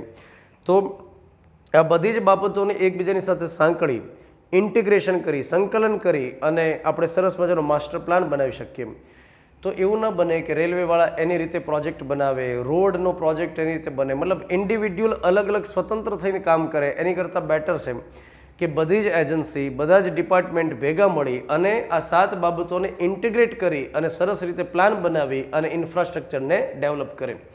તો એના માટે થઈ અને શું કરવામાં આવે કે પ્લાન તૈયાર કરવો પડે અને પ્લાન તૈયાર કરવાની અંદર કેટલીક ટેકનોલોજીનો ઉપયોગ કરવો પડે. તો અહીંયા આગળ તમે સમજો કે ગાંધીનગર ખાતે જે બાયસેગ આવેલું છે, બાયસેગ જેનું પૂરું નામ થાય Bhaskaracharya National Institute for Space Applications and Geo Informatics. તો આનો ઉપયોગ કરવામાં આવ્યો સંસ્થાનો અને આ સંસ્થાએ PM ગતિશક્તિ પ્લાન માટે થઈ અને ઇન્ટિગ્રેટેડ પ્લાનિંગ અત્યારે તૈયાર કરી આપે છે. જેમ કે કોઈ રોડ રસ્તા બનાવવાના હોય, કોઈ બંદરનો વિકાસ કરવાનો હોય તો એના માટે જે પ્લાન તૈયાર કરવાનો હોય તો એ આ સંસ્થા તૈયાર કરી આપે છે. અને ત્યાર પછી મેઘરાજ કરીને ક્લાઉડ રહેલું છે સરકારનું, તો ત્યાં આગળ એને સ્ટોર કરવામાં, મતલબ ક્લાઉડનો મતલબ થાય કે જે ઇન્ટરનેટની અંદર સ્પેસ જે લેવાની હોય એની વાત છે. ખાલી એક નામ આપણે યાદ રાખી લઈએ મેઘરાજ, તો એનાથી આપણું કામ થઈ જશે. તો ગાંધીનગરમાં જે સંસ્થા બાયસેગ આવેલી છે જે ટેકનિકલ મદદ કરે છે, પ્લાન તૈયાર કરે. હવે તમે વિચારો કે માત્ર એક બિલ્ડિંગ, ઘર તૈયાર કરવું હોય તો એના માટે એક ડિટેલ પ્લાન તૈયાર થાય અને એન્જિનિયરિંગ વર્ક હોય કે કઈ જગ્યાએ ખૂણો પડશે, ત્યાર પછી કેટલો લોડ આ બિલ્ડિંગ સહન કરી શકશે, XYZ નાનામાં નાની વિગત પ્લાનની અંદર મળે. તો જ્યારે કોઈ દરિયામાંથી રોડ બનાવવાનો હોય અથવા તો માની લો કે શહેરની અંદર કોઈ બીજું ડેવલપમેન્ટ કરવાનું હોય, રેલવેનો ટ્રેક નવો નાખવાનો હોય, તો બની શકે કે એમાં ઘણી બધી ટેકનિકલ બાબતોનો ઉપયોગ થાય. તો એક સાથે અલગ અલગ ડિપાર્ટમેન્ટ એજન્સીને સાંકળી અને સરસ રીતે પ્લાન બનાવીએ તો કામમાં ઝડપી આવે અને અંદરો અંદર જે વિવાદ હોય એ ન થાય. તો એના માટે 2021માં PM ગતિશક્તિ માસ્ટર પ્લાનને લોન્ચ કરવામાં આવ્યું. દોસ્તો એના પછીની વિગત રહેલી છે કે ભારતમાં ગ્લોબલ બાયોફ્યુઅલ એલાયન્સ માટે થઈ અને સચિવાલયની સ્થાપના માટે સમજૂતી થઈ. તો દિલ્હી ખાતે આના માટે સમજૂતી કરવામાં આવી દિલ્હી ખાતે. હવે આજે શબ્દ હું બોલ્યો કે ગ્લોબલ બાયોફ્યુઅલ એલાયન્સ, એનો મતલબ થાય કે વિશ્વ કક્ષાએ બાયોફ્યુઅલનો મતલબ થાય કે જૈવિક ઈંધણ, બાયોફ્યુઅલનો મતલબ થાય જૈવિક ઈંધણ. તો એના માટે એક એલાયન્સ બનાવ્યું છે, એક જૂથ બનાવ્યું છે. હવે અત્યારે મેં તમને આની પહેલાંના પાર્ટની અંદર પણ વાત કરી કે સરકાર એવી રીતે ફોકસ કરી રહી છે કે આપણે એવા ઉર્જા સ્ત્રોતનો ઉપયોગ કઈ રીતે કરીએ કે જેમાં કાર્બન ઉત્સર્જન નહિવત હોય. અને જૈવિક ઈંધણનો મતલબ થાય કે કોઈ સજીવ હોય એમાંથી છૂટો પડેલો કચરો હોય એનો ઉપયોગ કરવાનો, જેમ કે કોઈ પ્રાણીઓ હોય એનું મળમૂત્ર હોય, એ જ રીતે કોઈ ઝાડપાન હોય, સૂકા ઝાડપાન હોય XYZ, ત્યાર પછી અન્ય શેરડીના કૂચા હોય XYZ. તો આ પ્રકારે જે જૈવિક કચરો રહેલો હોય એનો ઉપયોગ આપણે કરીએ, એમાંથી ગેસ બનાવીએ, ઈંધણ તરીકે ઉપયોગ કરીએ. તો અહીંયા આગળ ગ્લોબલ બાયોફ્યુઅલ એલાયન્સની એક પરિકલ્પના કરવામાં આવી, એવી એક કોન્સેપ્ટ આપવામાં આવ્યો. અને કોન્સેપ્ટ ક્યારે આપ્યો તો કે 2023ની અંદર જ્યારે G20નું ભારતની અંદર આયોજન હતું, ભારતે 2023ની અંદર G20ની યજમાની લીધેલી હતી. અને G20નો મતલબ થાય ગ્રુપ ઓફ 20s. તો 19 દેશ રહેલા છે, એક યુરોપિયન યુનિયન રહેલું છે. તો 20 મોટી અર્થવ્યવસ્થા ધરાવતા જે આ રીતે દેશ રહેલા છે એમનું એક ગ્રુપ, જેને ગ્રુપ ઓફ 20s તરીકે ઓળખવામાં આવે. અને એમાં પાકિસ્તાન નથી, કેમ કે આમાં 20 મોટી અર્થવ્યવસ્થાની વાત છે ને, તો એમાં ભારત સંકળાયેલું છે. તો એ સમય દરમિયાન આ એક ભારતે અવધારણા આપેલી કે આપણે એક જૂથ બનાવીએ અને અંદરો અંદર શું કરીએ, નોલેજ શેર કરીએ કે બાયોફ્યુઅલ આપણે વધુને વધુ કેમ બનાવી શકીએ, કેવી ટેકનોલોજીનો ઉપયોગ કરી શકીએ. તો એના માટે થઈ અને અત્યાર સુધીમાં એવું કહેવાય છે કે 27 દેશો આ એલાયન્સની અંદર જોડાઈ ગયા છે અને 12 જેટલા આંતરરાષ્ટ્રીય સંગઠન આની અંદર સામેલ થઈ ચૂક્યા છે. તો અત્યારે દિલ્હી ખાતે સચિવાલયની સ્થાપના થઈ એના માટેની વાત કરવામાં આવી. તો 2023માં આના માટે કોન્સેપ્ટ આવે છે. ત્યાર પછી Argentina, Bangladesh, Brazil, Italy, Mauritius, Singapore, સંયુક્ત આરબ અમીરાત, USA આ બધા નેતાઓએ સમયથી જ સમર્થન આપેલું હતું. તો G20ની આ મિટિંગ રહેલી, જેમાંથી આ ફળશ્રુતિ નીકળેલી GBA કરીને. અને G20ની એ જ મિટિંગ છે કે જેમાં સૌથી પહેલી વાર મોદી અને મેલોની આ બહુ સરસ રીતે મળેલા હતા. ત્યાર પછી જ્યારે ગ્લોબલ બાયોફ્યુઅલની વાત કરતા હોઈએ તો આના ઉપર આધારિત એક યોજના રહેલી છે જેનું નામ રહેલું છે ગોબરધન યોજના. આમાંથી પરીક્ષાની અંદર સવાલ અત્યાર સુધીમાં ઘણીવાર નીકળેલા છે. ગોબરધન યોજના એ 2018ની અંદર કેન્દ્ર સરકારે લોન્ચ કરી. અને ખાસ યાદ રાખવાનું કે જળ શક્તિ મંત્રાલય નીચે આ યોજના કાર્યરત રહેલી છે. સવાલ પરીક્ષાની અંદર આપણને પૂછાય છે ગોબરધનનું પૂરું નામ, તો galvanising organic bio agro resources ધન યોજના. Galvanising organic bio agro resources ધન યોજના એ ગોબરનું પૂરું નામ થાય. તો એની અંદર શું કરવાનું, તો ગામડાઓની અંદર એવા પ્લાન્ટ ઊભા કરવામાં આવે કે જેની અંદર જે ગોબર હોય, જૈવિક કચરો હોય, ખેતીવાડીનો કચરો હોય, ઊંડો ખાડો કરો, એમાં નાખો, એને હવાચુસ્ત રીતે પેક કરી દો, કોહવાઈ જાય અને એમાંથી કોઈ ને કોઈ મતલબ વાયુ બને, મિથેન વગેરે. તો એનો ઉપયોગ ઈંધણ તરીકે થઈ શકે. તો આ ગોબરધન યોજના રહેલી છે. ચાલો એના પછીની અન્ય એક વિગત લઈએ, ખૂબ જ નાનકડી વિગત છે, પરીક્ષાની અંદર પૂછાય એવી શક્યતા એટલી બધી રહેલી નથી. રોડ સાઇડ સુવિધાઓને ઉપલબ્ધ કરાવવા માટે કેન્દ્ર સરકારની એક હમસફર નીતિનું અનાવરણ કરવામાં આવ્યું. હમસફર નીતિ, આનો મતલબ એકદમ બેઝિક રહેલો છે. બેઝિક એકદમ મતલબ છે કે જ્યારે કોઈ રોડ ઉપરથી પસાર થાય છે, એક જગ્યાએથી બીજી જગ્યાએ જાય છે, તો રોડ પાસે એમને કેટલીક બેઝિક સુવિધાઓ મળી રહે. કયા પ્રકારની સુવિધા મળી રહે, તો કે એકદમ સ્વચ્છ પ્રકારના શૌચાલય મળી રહે. ત્યાર પછી કોઈ જગ્યાએ રહી શકે, વસવાટ કરી શકે એવી કોઈ સુવિધા મળી રહે. પછી ખાણીપીણીની સરસ સુવિધા મળી રહે. મતલબ અહીંયા લખવામાં આવે છે કે સ્વચ્છ શૌચાલય મળે, શિશુ દેખભાળ કક્ષ મળે, વ્હીલચેર માટેની જોગવાઈ મળે, ઇલેક્ટ્રિક ચાર્જિંગ સ્ટેશનની સુવિધા મળી રહે, પછી પાર્કિંગની સરસ જગ્યાઓ મળી રહે. તો આ પ્રકારની જે સુવિધા રહેલી હોય, મતલબ કોઈ ગાડી લઈ અને પસાર થઈ રહ્યું છે, એક જગ્યાએથી બીજી જગ્યાએ જઈ રહ્યું છે અને કોઈ અજાણ્યા શહેરની અંદર મુસાફરી કરી રહ્યું છે, તો સરકાર તરફથી એવી પોલિસી અપનાવવામાં આવે છે કે એને સુવિધાજનક એ મતલબ યાત્રા એમની થાય. તો એમને આ પ્રકારની જે બેઝિક રિક્વાયરમેન્ટ હોય એના વિશેની માહિતી મળે. જેના માટે સરકારે એક એપ્લિકેશન પણ લોન્ચ કરી છે, રાજમાર્ગ યાત્રા કરીને એક એપ્લિકેશન લોન્ચ કરી છે. અને એપ્લિકેશનના માધ્યમથી નજીકમાં સ્થળ ઉપર ક્યાં આ પ્રકારની સુવિધા કઈ જગ્યાએ છે એની માહિતી ત્યાં ઉપલબ્ધ હોય. ત્યાર પછી આપણે આગળ વાત કરીએ. આ પણ ખૂબ જ નાનકડી મેટર રહેલી છે અને એ મેટર એ રહેલી છે કે દિલ્હીમાં સૌથી પહેલી વખત બોડોલેન્ડ મહોત્સવનું આયોજન કરવામાં આવ્યું. બોડોલેન્ડ એ શબ્દ જ્યારે આવે આપણને ત્યારે ખ્યાલ આવે કે આસામની કોઈક વાત હોવી જોઈએ, કેમ કે આસામની અંદર અલગ બોડોલેન્ડની ડિમાન્ડ કેટલાક સમય સુધી થયેલી હતી. આ જે બોડો રહેલો છે એ જનજાતિ રહેલી છે અને બર કરીને એને ઇંગ્લિશની અંદર વાંચવામાં આવે, બર, જેને બોડો આપણે કહીએ. તો આસામની અંદર 4 જિલ્લાઓ રહેલા છે કે ત્યાં આગળ બોડોવાસીઓ ખૂબ મોટી સંખ્યાની અંદર વસવાટ કરે છે. અને આ જે 4 જિલ્લાઓ રહેલા છે એમાં કોકરાઝાર છે, ચિરાંગ છે, બક્સા છે, ઉદલગુરી છે. તો આ બધા મતલબ 4 જિલ્લા આસામની અંદર. અને બીજું કે બોડોવાસીઓ પશ્ચિમ બંગાળમાં પણ ઠીકઠાક પ્રમાણમાં વસવાટ કરે, આસામની અંદર, નેપાળની અંદર પણ રહેલા છે. બ્રહ્મપુત્ર નદી છે અને એના વિસ્તારની અંદર વસવાટ કરતી સૌથી પહેલી પ્રજાતિ માનવામાં આવે છે કે બોડોવાસીઓ હતા અને એ મોંગોલિયન જાતિના વંશજ છે એવું કહેવામાં આવે છે. તો બોડો લોકોની પોતાની સાંસ્કૃતિક બાબત રહેલી છે, રીતભાત રહેલી છે. તો એના માટે થઈ અને સૌથી પહેલીવાર દિલ્હી ખાતે બોડો મહોત્સવનું આયોજન કરવામાં આવ્યું અને આ વખતે એની થીમ રહેલી હતી સમૃદ્ધ ભારત માટે શાંતિ અને સદભાવ. આ એની થીમ રહેલી હતી. ચલો એના પછી દોસ્તો આપણે આગળ વાત કરીએ. આ સરસ મેટર રહેલી છે અને પરીક્ષાની અંદર પૂછાઈ શકે આ પ્રકારની વિગત છે કે બેંગ્લોરની અંદર બીમસ્ટેકનું એક સેન્ટર સ્થાપિત કરવામાં આવ્યું. તો અહીંયા આગળ બેંગ્લુરુનું નામ પરીક્ષાની અંદર પૂછાઈ શકે અને બીમસ્ટેકમાંથી સવાલ આપણને પૂછાઈ શકે. આ જે બીમસ્ટેક રહેલું છે એ યાદ રાખો એક સંગઠન રહેલું છે, એક સંગઠન. અને એનું પૂરું નામ શું થાય તો બે of Bengal initiative four multi sectoral technical and economic corporation. આ બીમસ્ટેકનું પૂરું નામ થાય, થોડી હિંમત રાખવાની છે. તો પૂરું નામ પરીક્ષાની અંદર પૂછાઈ શકે એવી શક્યતા તો રહેલી છે.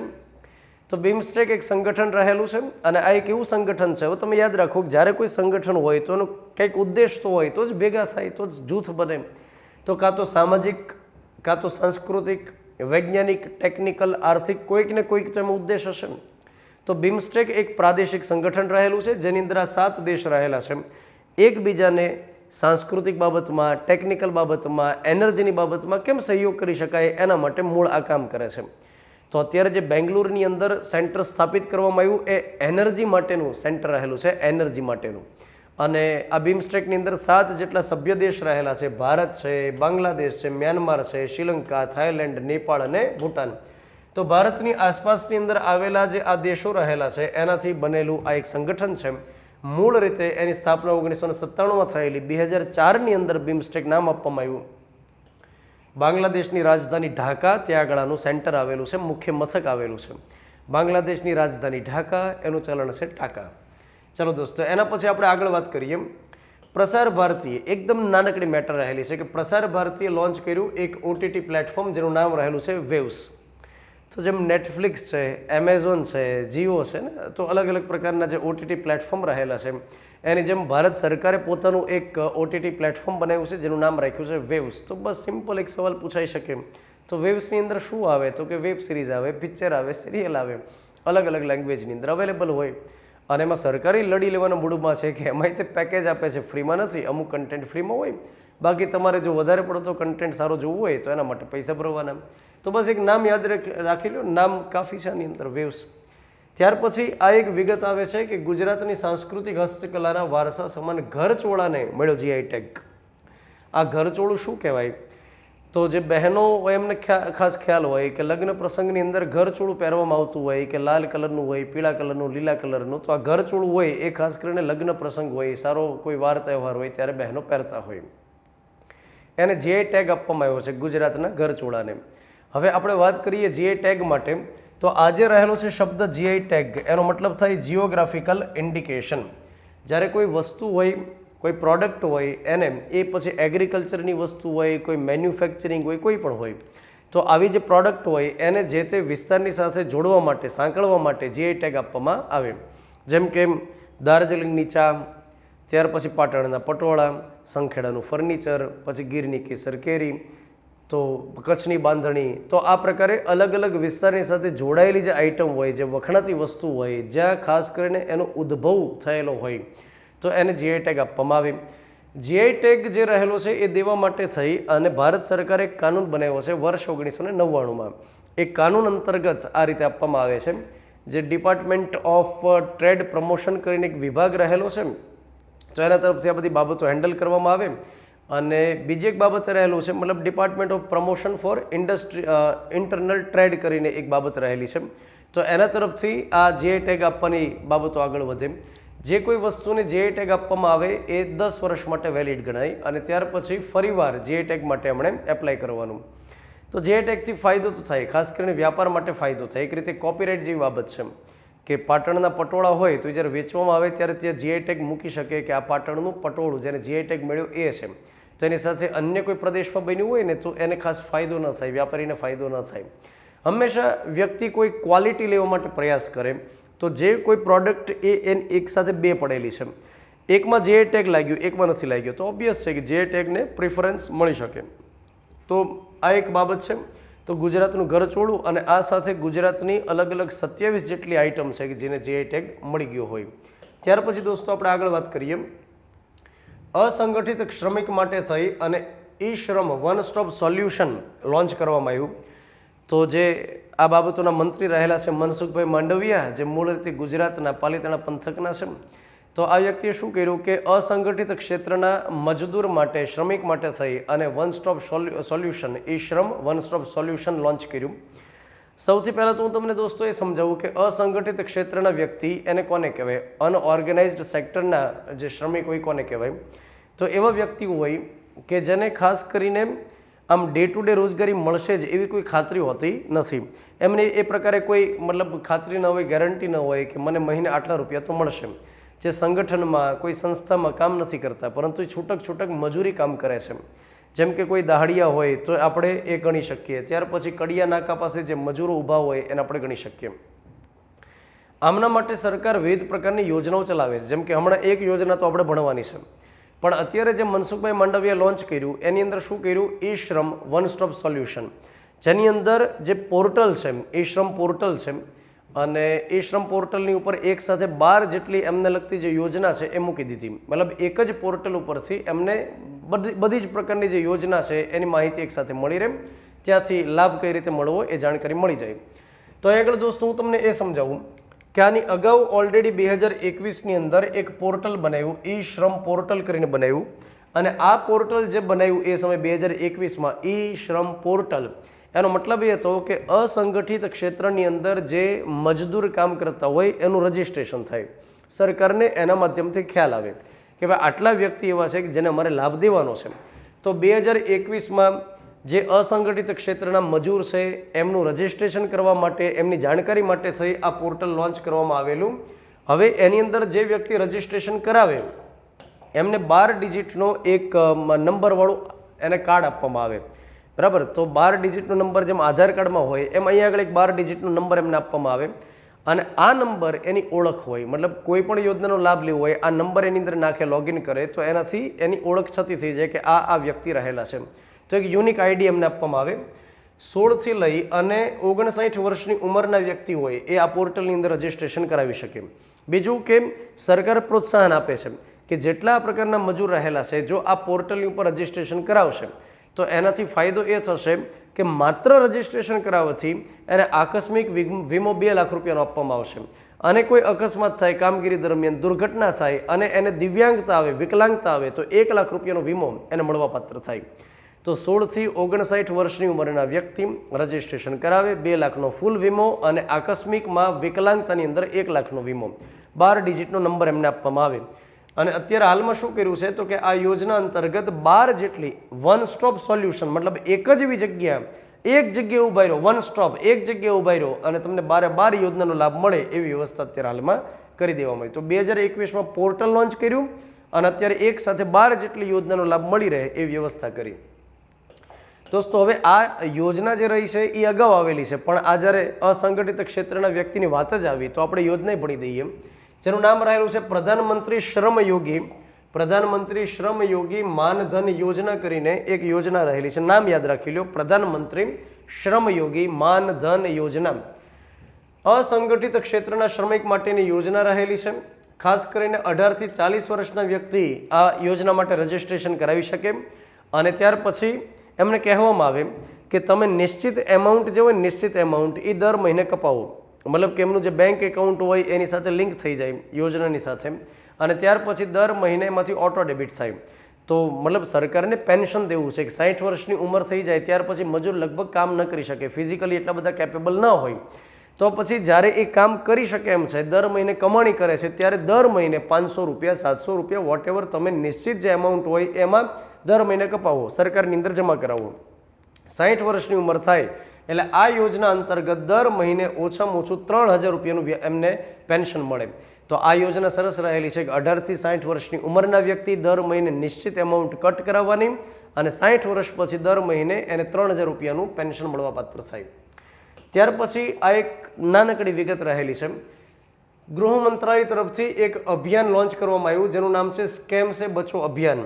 આ અભિયાનનું નામ શું રહેલું છે? સ્કેમ સે બચો અભિયાન. મતલબ કે સાયબર ફ્રોડ કરવામાં આવે, કમ્પ્યુટર મોબાઈલની મદદથી જે ફ્રોડ કરવામાં આવે, ઇન્ટરનેટની મદદથી જે સાયબર અપરાધ કરવામાં આવે, જેમ કે ડિજિટલ અરેસ્ટ કર્યા, અથવા તો કોઈનો યુઝર આઈડી પાસવર્ડ હેક કરી અને કોઈને નુકસાન કર્યું, બેંક એકાઉન્ટને હેક કર્યું, અથવા ખોટી કોઈ લિંક મોકલી, છેતરપિંડી કરીને પૈસા પડાવ્યા, કોઈ પણ રીતે સ્કેમ કરવામાં આવે, અથવા તો ફોન કરીને કહેવામાં આવે કે ઓટીપી આપો, ભૂલથી ઓટીપી અપાઈ ગયો અને કોઈ સ્કેમ થઈ ગયો. તો આના માટે જાગૃતતા ફેલાવવા માટે એક અભિયાન કરવામાં આવે છે. ત્યાર પછી યાદ રાખીએ કે સાયબર હેલ્પલાઇન રહેલું છે 1930 અને ગ્રાહક સુરક્ષા હેલ્પલાઇન છે 1915. તો 1930 નંબર યાદ રાખવો, અત્યારે આ સાયબર સિક્યુરિટીનો મુદ્દો ચર્ચામાં છે, પરીક્ષાની અંદર પૂછાઈ શકે. ત્યાર પછી આયુષ્માન ખુરાનાને લઈ અને જે મેટા છે, મતલબ ઇન્સ્ટાગ્રામ, ફેસબુક જે કંપની છે મેટા, એમણે એક ફિલ્મ પણ બનાવી છે, મતલબ એક શૈક્ષણિક જાગૃતતા ફેલાય એના માટે. અને એની સાથે જોડાયેલી એક વિગત યાદ રાખો કે એક હિરોઈન રહેલી છે, અને આને તો જાણતા હશો, જેનું નામ રહેલું છે રશ્મિકા મંદાના. તો એને અત્યારે હાલમાં એમ્બેસેડર આ બાબત માટે બનાવવામાં આવ્યા છે, સાયબર સિક્યુરિટી માટે જાગૃતતા ફેલાવવા માટે. આ સવાલ પરીક્ષાની અંદર પૂછવામાં દોસ્તો આવતો હોય છે કે ફલાણા કોઈ અભિયાન માટે નીચેનામાંથી કોણ એમ્બેસેડર છે, એમ કરી અને સવાલ પરીક્ષાની અંદર પૂછવામાં આવતો હોય છે. તો દોસ્તો આ લેક્ચરની અંદર આપણે અહીંયા સુધી રાખીએ છીએ અને વધુ વિગત સાથે આપણે ફરી પાછા ભેગા થઈએ છીએ. Thank you. નમસ્કાર દોસ્તો, નવેમ્બર કરંટ અફેર સાથે ફરી એકવાર સ્વાગત છે. એક પછી એક મેટર સ્ટાર્ટ કરીએ. પ્રધાનમંત્રી મુદ્રા યોજના હેઠળ મુદ્રા લોન મર્યાદા ₹10 લાખથી વધારી અને 20 લાખ રૂપિયા કરવામાં આવી. તો અહીંયા આગળ બેઝિકલી જ્યારે કોઈ કરંટ અફેર્સની મેટર આવે ત્યારે હાલમાં જે ફેરફાર થયો હોય ને એ એક આપણે યાદ રાખવું કે આ મેટર શા માટે કરંટમાં છે, અને બીજું કે એનું થોડું બેકગ્રાઉન્ડ આપણે સમજી લઈએ તો આપણું કામ થઈ જાય. દરેક મેટરને એકદમ ડિટેલમાં ડીપલી ઘૂસકે કરવાની જરૂરિયાત નથી હોતી, એનાથી આપણો ટાઈમ બગડે અને પરીક્ષાની અંદર એ બધી જ વિગત પૂછવા લાયક હોતી નથી. તો અહીંયા આગળ આપણી પાસે જે મેટર આવે છે એમાં ખાલી એટલું યાદ રાખો કે પ્રધાનમંત્રી મુદ્રા યોજના વિશે આપણે કેટલીક માહિતી લેવાની છે. નરેન્દ્ર મોદી સરકાર 2014માં આવી અને 2015ની અંદર એમણે મુદ્રા યોજના લોન્ચ કરી. આ મુદ્રા યોજનાનું પૂરું નામ થાય micro units development and refinance agency. આ મુદ્રાનું પૂરું નામ થાય micro units development and refinance agency. એનો મતલબ થાય કે લઘુ યુનિટ જે આવેલા છે, લઘુ એકમ જે આવેલા છે, એનો વિકાસ થાય, એને નાણાકીય મદદ કરી શકીએ એના માટે આ એક યોજના લોન્ચ કરી, પ્રધાનમંત્રી મુદ્રા યોજના. તો 2015ની અંદર આ યોજના આવે છે. એનો અર્થ એ થાય કે કોઈ પણ વ્યક્તિએ ઉદ્યોગ ધંધો શરૂ કરવો હોય અથવા કોઈનો ઉદ્યોગ ધંધો ઓલરેડી શરૂ હોય અને એનો વિસ્તાર કરવો હોય, એનું ડેવલપમેન્ટ કરવું હોય, તો એના માટે થઈ અને સરકાર એમને લોનની સુવિધા કરી આપે. તો એના માટે મુદ્રા યોજનાની અંદર અલગ અલગ 3 કેટેગરી રહેલી છે. એક શિશુ કેટેગરી, મતલબ કે જે એકદમ શરૂઆત કરતા હોય એવા ઉદ્યોગ ધંધાઓ. કિશોર, એનો મતલબ થાય કે થોડા ડેવલપ થયેલા છે, અને ત્યાર પછી એકદમ જ્યારે એનો વિસ્તાર કરવો હોય, કોઈ પણ ઉદ્યોગ ધંધો ઓલરેડી ચાલે છે પણ એનું વિસ્તરણ કરવું હોય તો એના માટે તરુણ. તો શિશુ, કિશોર અને તરુણ, જેમ બાળકની અવસ્થા હોય એની જેમ ઉદ્યોગની અવસ્થા હોય, તો શિશુ, કિશોર અને તરુણ. શિશુ અવસ્થા મતલબ કે જેને ઉદ્યોગ ધંધો શરૂ કરવાનો છે એને 50,000 રૂપિયા સુધીની લોન મળવા પાત્ર થાય. કિશોર હોય, મતલબ કિશોર ઉદ્યોગ હોય, એમને 50,000થી લઈ અને 5 લાખ રૂપિયા સુધીની લોન, અને તરુણ અવસ્થા, એનો મતલબ થાય કે ઉદ્યોગ ધંધો ઓલરેડી શરૂ છે એનું વિસ્તરણ કરવાનું છે. તો અત્યાર સુધી જે 10 લાખ રૂપિયાની લોન મળવાપાત્ર થતી હતી એ હવે આપવામાં આવશે 20 લાખ રૂપિયા સુધી. ચલો એના પછી આપણે આગળ વાત કરીએ પ્રધાનમંત્રી વિદ્યાલક્ષ્મી યોજના. પ્રધાનમંત્રી વિદ્યાલક્ષ્મી યોજના કે વિદ્યા મેળવવા માટે લક્ષ્મીની જરૂર પડે, પૈસાની જરૂર પડે. તો વિદ્યા મેળવવા માટે સરકાર નાણાકીય કઈ રીતે સહાયતા આપી શકે એના માટે યોજના છે પ્રધાનમંત્રી વિદ્યાલક્ષ્મી યોજના. કેટલાક એવા સ્કોલર વિદ્યાર્થીઓ હોય, હોશિયાર વિદ્યાર્થીઓ હોય, ભણવાની અંદર એકદમ મેધાવી છાત્ર હોય અને એમણે હાયર એજ્યુકેશન લેવું હોય, કોઈ ઉચ્ચ એજ્યુકેશન સંસ્થાની અંદર ભણવા માટે જવું હોય, તો સરકારે પહેલાં તો શું કર્યું કે આ પ્રકારની જે ઉચ્ચ એજ્યુકેશન સંસ્થા હોય હાયર, તો એનું લિસ્ટ બનાવ્યું અને આ પોર્ટલ એક બનાવ્યું છે વિદ્યાલક્ષ્મી યોજના માટે. એક વેબસાઇટ અથવા પોર્ટલ બનાવ્યું છે, એમાં લિસ્ટ આપ્યું છે કે આટલી આટલી ઉચ્ચ શૈક્ષણિક સંસ્થાઓ રહેલી છે. જે કોઈ વિદ્યાર્થીએ આ સંસ્થાઓની અંદર એડમિશન લેવું હોય અને એની ઊંચી ફીઝ રહેલી હોય, કંઈ એવું જરૂર નથી કે બધી ઉચ્ચ સંસ્થાઓ જે હોય એ બધી સરકારી જ હોય, પ્રાઇવેટ પણ હોય, તો પ્રાઇવેટની અંદર એમણે એડમિશન લેવું છે. દાખલા તરીકે કોઈ એન્જિનિયરિંગ માટે છે, કોઈ માનો કે ડિઝાઇનિંગ માટે છે, XYZ, કોઈને કોઈ પ્રોફેશનલ કોર્સ માટે છે. તો એ સમય દરમિયાન શું થાય કે સરકાર એમની જે ફીસ ભરવાની હોય તો લોનની વ્યવસ્થા કરી આપશે. એમને ઇઝી લોન મળી રહે, કોઈ પણ પ્રકારે ગેરંટી વગર, કોઈ પણ પ્રકારે ત્યાં કોઈ બાબત આપ્યા વગર, મતલબ બેંકને કોઈ પણ પ્રકારની ગેરંટી આપ્યા વગર ત્યાંથી લોન એકદમ ઇઝીલી મળી રહે એના માટે સરકાર વ્યવસ્થા કરશે. અને લોનની ઉપર જે વ્યાજ લાગે એમાં સરકાર સબસિડી આપશે. મતલબ વ્યાજ મુક્ત લોન એ વિદ્યાર્થીને મળી રહે એના પાછળનો આ ઉદ્દેશ છે. તો વિદ્યાલક્ષ્મી યોજના અંતર્ગત સરકાર કોઈને મફત ભણાવશે નહીં, સરકાર લોન નહીં આપે. સરકાર લોન માટે વ્યવસ્થા કરી આપશે કે બેંક લોન આપે કોઈ પણ પ્રકારની ગેરંટી વગર, એકદમ ઇઝીલી એને લોન મળી જાય આ યોજના અંતર્ગત. અને ત્યાર પછી જે વ્યાજ હોય એ વ્યાજ મુક્ત થાય એના માટે સરકાર સબસિડી આપશે, મતલબ સરકાર એમનું વ્યાજ ભોગવી દેશે. તો આ પ્રકારની યોજના છે. નાણાકીય વર્ષ 2024-25થી લઈ અને નાણાકીય વર્ષ 31 સુધી, એટલે કે ટોટલ 7 વર્ષ માટે થઈ અને સરકારે 3600 કરોડ રૂપિયાની ફાળવણી કરી છે. તો બસ આ યોજનાનો જે સારાંશ રહેલો હતો એ મેં તમને જણાવી દીધું. એના પછી આ એક યોજના ખૂબ સરસ મજાની યોજના રહેલી છે, પરીક્ષાની અંદર પૂછાવાલાયક યોજના છે. આનું નામ રહેલું છે નરેન્દ્ર મોદી નમો ડ્રોન દીદી યોજના. તો આ યોજના રહેલી છે અને યાદ રાખો ડોન દીદી નથી, આ ડ્રોન દીદી યોજના રહેલી છે, ડ્રોન દીદી યોજના. આ યોજનાનો શુભારંભ થાય છે 2023માં. 2023માં આ યોજનાનો શુભારંભ થાય છે. યોજના અંતર્ગત એવું કહેવા માગે છે કે ગામડાની અંદર ખાસ કરીને મહિલાઓના જૂથ હોય અને એવી મહિલાઓ કે જેમને રોજગારી માટેની ગણતરી હોય કે અમારે રોજગાર જોઈએ છે, તો કામ કરવા માટે ઈચ્છુક જે મહિલાઓ હોય અને આ પ્રકારના મહિલાઓના ગ્રુપ બને જેને સેલ્ફ હેલ્પ ગ્રુપ તરીકે ઓળખવામાં આવે. સેલ્ફ હેલ્પ ગ્રુપ તો એક પ્રકારે મંડળી બને મહિલાઓની અને ત્યાર પછી એ મહિલાઓને સરકાર ડ્રોન ખરીદવા માટે નાણાકીય સહાયતા કરે. ડ્રોન ખરીદવા માટે જે ડ્રોનની કિંમત હોય એના 80% રકમ અથવા 8 લાખ રૂપિયા સુધી સરકાર સહાયતા કરે. તો ડ્રોન ટેકનોલોજી ખરીદવા માટે સરકાર જે ડ્રોન ઉપકરણની કિંમત હોય એના 80% અથવા તો 8 લાખ રૂપિયા સુધીની સરકાર એમને મદદ કરે. અને ત્યાર પછી એમને 15 દિવસ માટે ટ્રેનિંગની સુવિધા કરી આપે. 15 દિવસ માટે ટ્રેનિંગની સુવિધા કરી આપે. તો ગામડાની મહિલાઓ હોય એમનું એક જૂથ બને, સેલ્ફ હેલ્પ ગ્રુપ. એનો મતલબ થાય કે પોતાની રીતે અંદરો અંદર મદદ કરે, એક જૂથ બનાવે અને એમને સરકાર ડ્રોન ખરીદવા માટે નાણાકીય મદદ કરે, 15 દિવસની તાલીમ આપે અને ત્યાર પછી શું કરે તો કે એમને મતલબ કહેવામાં આવે કે ડ્રોનની મદદથી તમે પૈસાની કમાણી કરી શકો. જેમ કે કોઈ ખેતરની અંદર બિયારણનો છંટકાવ કરવો, દવાનો છંટકાવ કરવો, આ તે વગેરે. તો એની માટે ડ્રોન લઈને જાય ને હે સરસ રીતે ડ્રોન ઉડાડે, પૈસાની કમાણી કરે. તો મહિલાઓને સશક્ત પણ કરી શકાય. ત્યાર પછી નરેન્દ્ર મોદીનું જે સપનું રહેલું છે લખપતિ દીદી, મતલબ કે મહિલાઓ લાખો રૂપિયા કમાઈ વર્ષે દિવસે, એના માટે સરકાર વિવિધ યોજનાઓ લઈને આવે છે. તો નમો ડ્રોન દીદી યોજના પરીક્ષાની દ્રષ્ટિએ અગત્યની યોજના રહેલી છે. ચલો એના પછી એકદમ નાનકડી વિગત રહેલી છે, એમાં બહુ ડિટેલની અંદર આપણે યાદ રાખવાની જરૂરિયાત નથી. એક પોર્ટલ છે અને જ્યારે તમે પોર્ટલ વાંચો, તમે કરંટ અફેર્સની અંદર જ્યારે વાંચતા હોય ત્યારે વારંવાર પોર્ટલ શબ્દ આવે. પોર્ટલનો મતલબ એ થાય કે એક પ્રકારની વેબસાઇટ છે જેની અંદર એને એક ક્ષેત્રને લગતી બધી જ માહિતી મળવાપાત્ર થાય એને પોર્ટલ કહેવાય. તો અહીંયા શબ્દ આવે છે ભૂનિર. ભૂનીરનો મતલબ થાય નીર યાની પાણી, ભૂનો મતલબ થાય અહીંયા ભૂગર્ભ સમજવાનો છે.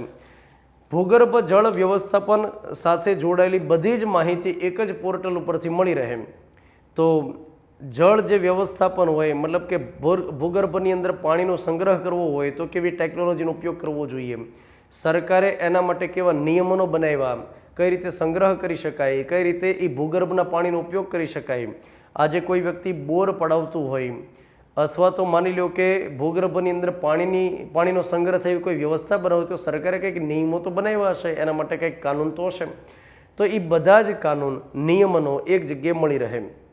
અથવા કોઈ ખનિજ ક્ષેત્રે કામ કરતું હોય, ખનન ક્ષેત્રે કામ કરતું હોય અને એમને કોઈ નિયમો કાયદાઓની માહિતી જોઈએ છે તો એના માટે એક પોર્ટલ છે. આ કોઈ યોજના નથી, આમાંથી કોઈને પૈસા મળવાના નથી. આ એક માત્ર માહિતી આપતું પોર્ટલ છે કે ત્યાં આગળ ભૂગર્ભ જળ સંબંધી નિયમનો અને કાયદાકીય બધી જ બાબતો એકસાથે મળી રહે. અને યાદ રાખો કે એક બોર્ડ રહેલું છે, સેન્ટ્રલ ગ્રાઉન્ડ વોટર બોર્ડ, એમના તરફથી આ ભૂનીર પોર્ટલ બનાવવામાં આવ્યું. ત્યાર પછી જળશક્તિ મંત્રાલય તરફથી 2012થી દર 2 વર્ષે જળ સપ્તાહનું આયોજન કરવામાં આવે. તો આ વખતે તમે ગણતરી કરી શકો કે 2012માં, 14માં, 16માં, 18માં, 20માં, 22માં, 24માં 7મું જળ સપ્તાહનું આયોજન કર્યું. અને જ્યારે 7મું જળ સપ્તાહનું આયોજન કર્યું ત્યારે ભૂનીર પોર્ટલને લોન્ચ કરવામાં આવ્યું. ત્યાર પછી દોસ્તો આ જે વિગત રહેલી છે પરીક્ષાની દ્રષ્ટિએ ખૂબ જ પૂછાય એ પ્રકારની શક્યતા છે કે ભારત અને પાકિસ્તાને કરતારપુર કોરિડોર માટે સમજૂતી 2029 સુધી લંબાવી, મતલબ કે વધુ 5 વર્ષ માટે એને લંબાવવામાં આવી. આજે એક સમજૂતી છે ભારત અને પાકિસ્તાન વચ્ચે થયેલી, મતલબ આમ તો પાકિસ્તાનને મતલબ થોડું ઓછું હોય છે પણ તેમ છતાં સમજૂતી કરી અને કરતારપુર કોરિડોર માટે સમજૂતી થઈ 2019ની અંદર. તો બેઝિકલી સૌથી પહેલાં 2019ની અંદર આ એક સમજૂતી કરી. સમજૂતી એ પ્રકારે રહેલી છે કે અહીં આગળ ફોટોની અંદર આપણે જોઈ શકીએ કે ભારતની અંદર આ જે પંજાબનો વિસ્તાર રહેલો છે ભારતની અંદર ડેરા બાબા કરીને, અને ત્યાંથી લઈ અને આ કોરિડોર રહેલો છે 4 કિલોમીટર જેટલો છે અને ત્યાર પછી કરતારપુર સુધી પાકિસ્તાનની અંદર જઈ શકાય. શીખ ધર્મના લોકોનું આસ્થાનું કેન્દ્ર રહેલું છે, કેમ કે શીખ ધર્મની અંદર જે સૌથી પહેલા ગુરુ થઈ ગયા ગુરુ નાનક દેવ, તો એમનો અંતિમ વિસામો ત્યાં આગળ રહેલો છે. ગુરુ નાનક દેવે ત્યાં આગળ કામગીરી પણ કરેલી છે. તો શીખ ધર્મના લોકોની ઈચ્છા એવી રહેલી કે અહીંયા આગળ પવિત્ર સ્થળે ત્યાં જઈ શકે, દર્શન કરી શકે, એના માટે ત્યાં જવાની વ્યવસ્થા થાય. અમૃતસર ટેમ્પલ એ ભારતની અંદર આવ્યું, કરતારપુર સાહિબ એ તે પાકિસ્તાનમાં આવ્યું. તો ભારતના શીખ યાત્રાળુઓ, આસ્થાળુ લોકો ત્યાં આગળ જઈ શકે અને એક દિવસમાં જઈને પાછા આવતા રહે એના માટે વિઝા વગર ત્યાં આગળ જઈ અને આવી શકે એના માટે પાકિસ્તાનની સાથે સમજૂતી કરી કે એક આપણે ગલિયારો બનાવીએ, એક રસ્તો બનાવીએ, રોડ બનાવીએ, ભારતના લોકો ત્યાં આગળ વિઝા વગર જઈ શકે, એક દિવસમાં ત્યાંથી પાછા આવી શકે એના માટે. જોકે અત્યારે હાલમાં પાકિસ્તાન શું કરે છે કે જેમને ત્યાં જવું હોય એના માટે $20 ફીસ વસૂલ કરે છે. તો આ વખતે આપણા જે વિદેશ મંત્રી છે એસ જયશંકર, એમણે રિક્વેસ્ટ કરી છે કે તમે $20 લેવાનું બંધ કરી દો, એક દિવસમાં જઈને આવી જાય છે, એના માટે તમે આ પૈસા વગર આવજા થઈ શકે એના માટે વ્યવસ્થા કરી દો. તો વાત આખી દોસ્તો એ રહેલું છે કે કરતારપુર સાહિબ માટે કોરિડોર જે બનાવી અને ત્યાં જઈ આવી શકે આ પ્રકારની વ્યવસ્થાની સમજૂતી 2019માં સૌથી પહેલી વાર કરી. 5 વર્ષ માટે હતી 2024 સુધી. 2024માં ફરી 5 વર્ષ માટે એને એક્સટેન્ડ કરી 2029 સુધી. ચાલો એના પછીની વિગત દોસ્તો આપણે આગળ વધારીએ. ઇઝરાયલ નામનો દેશ છે જે એક સંસ્થાની અંદર ભાગ બને છે, જે સંસ્થાનું નામ રહેલું છે એશિયન ડેવલપમેન્ટ બેંક. આ પ્રકારના સવાલો આપણને વધુ પૂછાવા કરે કે જ્યારે કોઈ દેશ અન્ય કોઈ સંસ્થાનો મેમ્બર બને, સભ્ય બને, તો એ સમયે પરીક્ષાની અંદર સવાલ તો બને. તો ઇઝરાયલ નામનો દેશ છે જે અત્યારે ધબધબાટી બોલાવી રહ્યું છે, હમાસ નામનું આતંકી સંગઠન છે પેલેસ્ટીનમાં, એની સાથે યુદ્ધ કરે છે. નેતાન્યાહુ નામનો વડાપ્રધાન રહેલો છે ઇઝરાયલની અંદર અને જેરુસલેમ ઇઝરાયલની રાજધાની રહેલી છે. તો ઇઝરાયલ અત્યારે એક બેંકની અંદર સભ્ય બને છે જેનું નામ છે એશિયન ડેવલપમેન્ટ બેંક. હવે નામ ઉપરથી આપણને ખ્યાલ આવવો જોઈએ કે એશિયન ડેવલપમેન્ટ બેંક જે રહેલી છે એ એશિયાના દેશો માટે થઈ અને આર્થિક વિકાસ કેમ કરી શકાય, માળખાગત વિકાસ કેમ કરી શકાય એના માટે નાણાકીય સહાયતા કરતી હોય. એશિયન ડેવલપમેન્ટ બેંકની સ્થાપના થઈ છે 1966માં. ફિલિપાઇન્સમાં મુખ્ય મથક છે અને 69 જેટલા એમાં સભ્ય દેશ રહેલા છે. તો એશિયાના જે દેશો રહેલા છે એના માટે ખાસ કરીને આ નાણાકીય સહાયતા કરવાનું કામ કરે. જેમ કે ભારતની અંદર કોઈ શૈક્ષણિક પ્રોજેક્ટ હોય તો એશિયન ડેવલપમેન્ટ બેંક એના માટે મદદ કરી શકે. ત્યાર પછી આપણે એટલું સમજીએ કે આ ઇઝરાયલ 69મો સભ્ય દેશ તો બન્યો, પણ સાથે એવો 20મો દેશ બન્યો કે જે બિન ક્ષેત્રીય હોય. અને બિન ક્ષેત્રીયનો મતલબ એ થાય કે એશિયાની અંદર આ નથી ઇઝરાયલ, એ તો આરબ સાઈડ આવેલો છે, પણ તેમ છતાં એ અહીંયા આગળ એશિયન ડેવલપમેન્ટ બેંકની અંદર સભ્ય બને છે. તો આમ એક રીતે 69મો સભ્ય, પરંતુ એવો 20મો સભ્ય દેશ છે કે જે એશિયાની અંદર ન આવ્યો હોય તેમ છતાં એનો મેમ્બર હોય. ચલો એના પછી આપણે આગળ વાત કરીએ. એક દેશ રહેલો છે જે મેલેરિયા મુક્ત બની ગયો છે. એ દેશનું નામ આપણે યાદ રાખીએ, ઇજિપ્ત નામનો આ દેશ રહેલો છે. કાયરા એની રાજધાની રહેલી છે, કાયરા. જ્યારે કોઈ દેશ ચર્ચાની અંદર આવે તો સૌથી પહેલાં નકશાની અંદર ક્યાં છે, ત્યાર પછી એની રાજધાની શું રહેલી છે, ત્યાર પછી જ્યારે ખૂબ અગત્યની મેટર હોય તો એની આસપાસના કયા દેશ રહેલા છે, આ બધી જ વિગતો આપણને ખ્યાલ હોવો જરૂરી છે. તો એક દેશ રહેલો છે જેનું નામ છે ઇજિપ્ત, કાયરાની રાજધાની છે, અને એને WHO તરફથી મેલેરિયા મુક્ત ઘોષિત કરવામાં આવ્યો છે. મેલેરિયા તમને ખ્યાલ હશે કે મચ્છરજન્ય રોગ રહેલો છે, માદા એનાફિલિસ મચ્છર કરડવાથી રોગ થાય.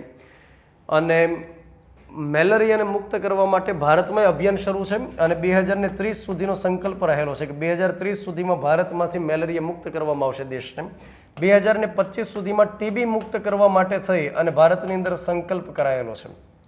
તો ભારતમાંથી ટીબીને કાઢવા માટે 2025 સુધીનો સંકલ્પ છે અને 2030 સુધીમાં મેલેરિયાને કાઢવા માટેનો સંકલ્પ છે. અને એ જ રીતે 2047 સુધીમાં સિકલ સેલ એનિમિયા નામનો જે રોગ છે, પાંડુ રોગ, એને કાઢવા માટેનો એક અભિયાન છે, સંકલ્પ છે.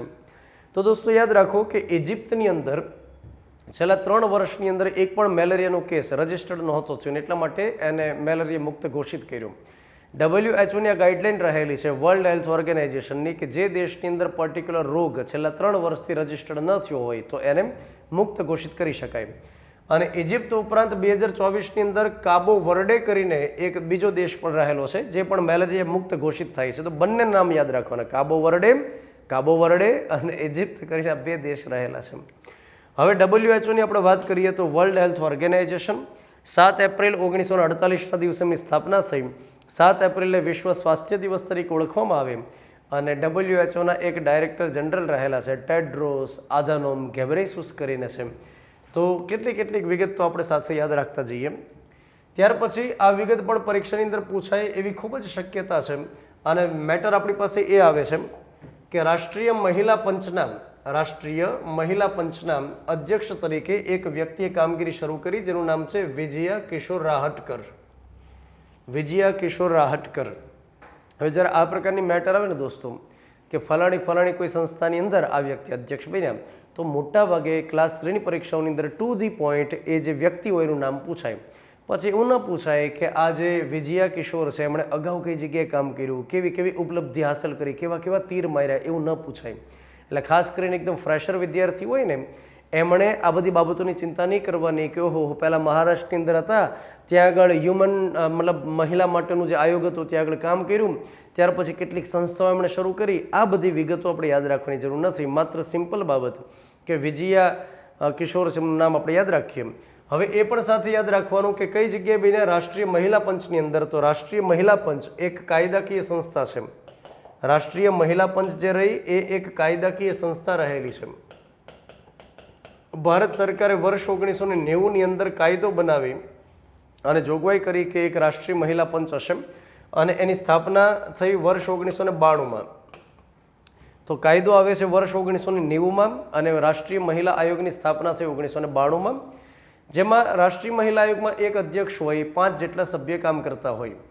અને એટલું આપણે યાદ રાખીએ કે આ જે વ્યક્તિ કામ કરે એનો કાર્યકાળ 3 વર્ષ માટે હોય અથવા 65 વર્ષની ઉંમર ન થાય ત્યાં સુધી હોય. તો જે વિગત તમારા ધ્યાનમાં આવે છે તો એની સાથે જોડાયેલી અન્ય જે વિગતો હોય એને પણ સાથે આપણે યાદ રાખતા જઈએ. અહીંયા આગળ પણ જે મેટર આવી એ પરીક્ષામાં પૂછાય એ પ્રકારની. ભારતના નવા કેગ તરીકે કે સંજય મૂર્તિએ કામગીરીની શરૂઆત કરી. આ કે સંજય મૂર્તિ છે એ ભારતના 15મા કેગ તરીકે કાર્યરત બનશે. જ્યારે કોઈ આ પ્રકારના ઉચ્ચ હોદ્દા ઉપર કોઈની નિમણૂક કરવામાં આવે ત્યારે હંમેશા પરીક્ષાની અંદર સવાલ બનતો હોય છે. તો જ્યારે ચૂંટણી પંચના કમિશનર કોઈ બને, કેગ બને, એટર્ની જનરલ બને તો આ પ્રકારના જે મુદ્દા હોય એ પરીક્ષાની દ્રષ્ટિએ ખૂબ અગત્યના હોય. તો દોસ્તો યાદ રાખો કે આ જે વ્યક્તિ રહેલા છે કે સંજય મૂર્તિ એ ગિરીશચંદ્ર મુર્મુનું સ્થાન લીધું છે.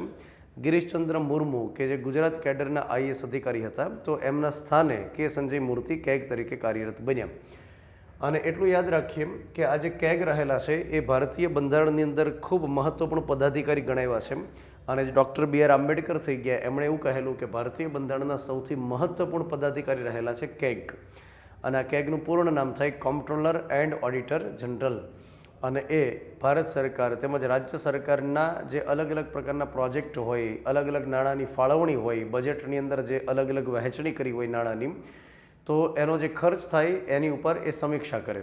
તો જ્યારે સરકારે કોઈ યોજના લોન્ચ કરી હોય, સરકારે કોઈ પ્રોજેક્ટ લોન્ચ કર્યો હોય, ત્યાર પછી અલગ અલગ ડિપાર્ટમેન્ટમાં પૈસાની ફાળવણી કરી હોય, તો એ તમામ પ્રકારની જે બાબતો હોય, જે થયેલો ખર્ચ હોય, એની સમીક્ષા કરવાની કામગીરી આ કેગ કરે.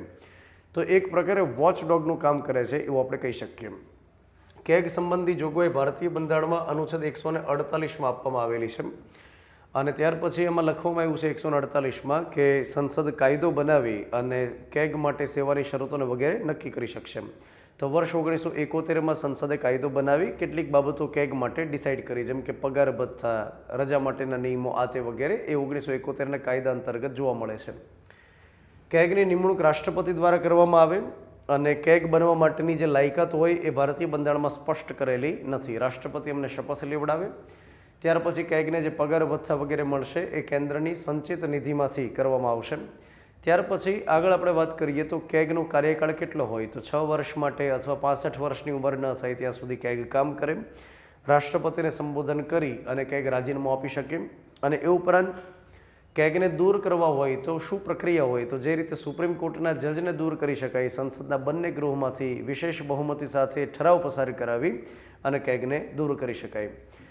ત્યાર પછી આગળ આપણે વાત કરીએ તો 149 નંબર, 150 નંબર, 151 નંબર એ પણ કેગની સાથે જોડાયેલા અનુચ્છેદ રહેલા છે. 149માં કેગની ફરજો અને કાર્ય સંબંધી જોગવાઈ.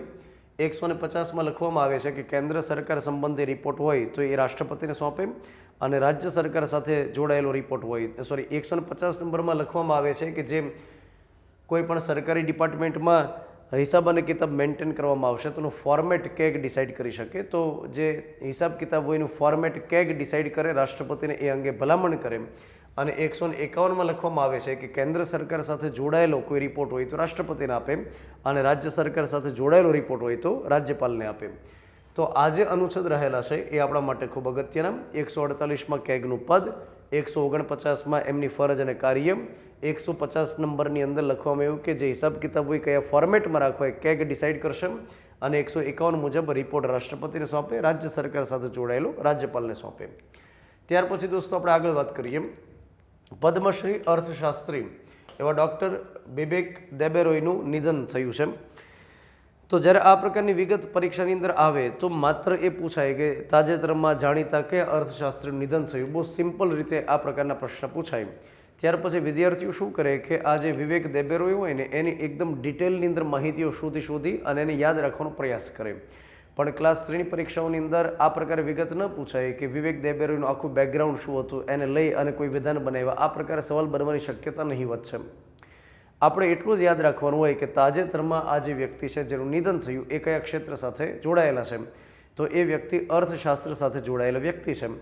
આ વ્યક્તિ મૂળ રીતે મેઘાલયના હતા અને એ વ્યક્તિ વડાપ્રધાનના આર્થિક સલાહકાર મંડળની અંદર સ્થાન પામેલા અને 2015માં જ્યારે નીતિ આયોગની રચના કરી તો એમાં સભ્ય તરીકે પણ એમણે કામ કરેલું. અને વિશેષ રીતે એમનું નામ એ બાબત સાથે જોડાયેલું છે કે એ વ્યક્તિએ શું કર્યું કે જે આપણા પુરાણો જાણીતા છે તો એમનું ઇંગ્લિશની અંદર ટ્રાન્સલેશન કરેલું. એમના જે વેદ બધા રહેલા છે તો એમના માટે પણ એમણે અંગ્રેજીમાં ટ્રાન્સલેશનની પ્રક્રિયાઓ કરેલી. તો એમણે તમામ જે ભારતીય પુરાણ છે એમને અંગ્રેજીમાં ટ્રાન્સલેશન કર્યું. એ બાબત સાથે વિશેષ રીતે એ વ્યક્તિ જાણીતા છે. ત્યાર પછી દોસ્તો આપણે આગળ વાત કરીએ. ગુપ્તતાના મૌલિક હક માટે મતલબ રાઇટ ટુ પ્રાઇવસી, અંગતતાનો અધિકાર. તો ગુપ્તતાના મૌલિક હક માટે જે વ્યક્તિએ લડત ચલાવેલી સુપ્રીમ કોર્ટની અંદર એ વ્યક્તિ KS પુટ્ટાસ્વામી એમનું નિધન થયું. તો KS પુટ્ટાસ્વામી જેમનું 98 વર્ષની ઉંમરે 2024ની અંદર નિધન થયું. કેટલાક વિદ્યાર્થી એવા હોય કે એક્ઝેક્ટ તારીખ યાદ રાખતા હોય કે કઈ તારીખે એમનું નિધન થયું, તો આ રીતે સવાલ પરીક્ષાની અંદર ન પણ બનતા હોય. તો આ જે વ્યક્તિ છે KS પુટ્ટાસ્વામી એમનું નામ જોડાયેલું છે રાઇટ ટુ પ્રાઇવસી સાથે. યાદ રાખો કે આધાર કાર્ડની વિગત જ્યારે આવેલી ડૉક્ટર મનમોહન સિંહના સમયની અંદર આધાર કાર્ડની વિગતો મતલબ લોન્ચ કરી અને જ્યારે વ્યક્તિએ પોતાની પર્સનલ ઘણી માહિતીઓ આપી સરકારને, જેમ કે ડેટ ઓફ બર્થ આપી, એડ્રેસ આપ્યું, ત્યાર પછી આપણી બાયોમેટ્રિક આપી, કીકીનું માપ આપ્યું, ત્યાર પછી આપણો સરસ મજાનો ફોટો આપ્યો, તો એના આધાર કાર્ડ આપણને આપવામાં આવ્યા. મારો આધાર, મારી ઓળખ અને 12 ડિજિટનો એક નંબર એમાં રહેલો હોય છે. આ જે આધાર કાર્ડ રહેલું હોય છે એની માહિતી સરકારી પ્લેટફોર્મ ઉપરથી લીક થવા લાગી હતી. તો એ સમય દરમિયાન કર્ણાટકની અંદર હાઈકોર્ટમાં જજ રહી ચૂકેલા કેસ પુટ્ટાસ્વામી સુપ્રીમ કોર્ટની અંદર કેસ કરેલો અને એનો ચુકાદો આવે છે 2017ની અંદર. એ સમય દરમિયાન J.S. ખેહર નામના મુખ્ય જજ રહેલા હતા, જે સૌથી પહેલાં શીખ મુખ્ય ન્યાયમૂર્તિ રહેલા છે. તો J.S. ખેહરની અધ્યક્ષતામાં રચવામાં આવેલી 9 જજની બેન્ચે ચુકાદો આપ્યો અને એમણે એ કેસની અંદર કહેલું કે right to privacy is a fundamental right. મતલબ કે આધાર કાર્ડની માહિતી જો લીક થાય તો એના માટે સરકાર 100% જવાબદાર રહેલી છે. તો આ વિગત આપણે યાદ રાખવી જોઈએ.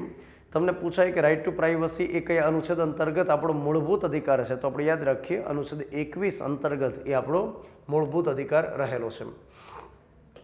ત્યાર પછી દોસ્તો આપણી પાસે મેટર આ આવે છે કે દાના નામનું એક વાવાઝોડું, અને એ જ્યારે આવ્યું ત્યારે માછીમારોને એક એપ્લિકેશને મદદ કરી જેનું નામ છે નભ મિત્રમ. તો અહીંયા આગળ જે પરીક્ષાની અંદર પૂછાય ને એ એપ્લિકેશનનું નામ આપણને પૂછાઈ શકે. ત્યાર પછી આ દાના નામનું જે વાવાઝોડું છે એમાંથી સવાલ બને એવી એટલી બધી શક્યતા રહેલી નથી, કેમ કે છેક નવેમ્બર મહિનાની મેટર છે. તો બની શકે કે એવી ઘણી બધી અન્ય અગત્યની કરંટ અફેર્સની મેટર સરકાર પાસે રહેલી હોય કે જેથી કરીને આમાંથી સવાલ બને એવી શક્યતા નથી.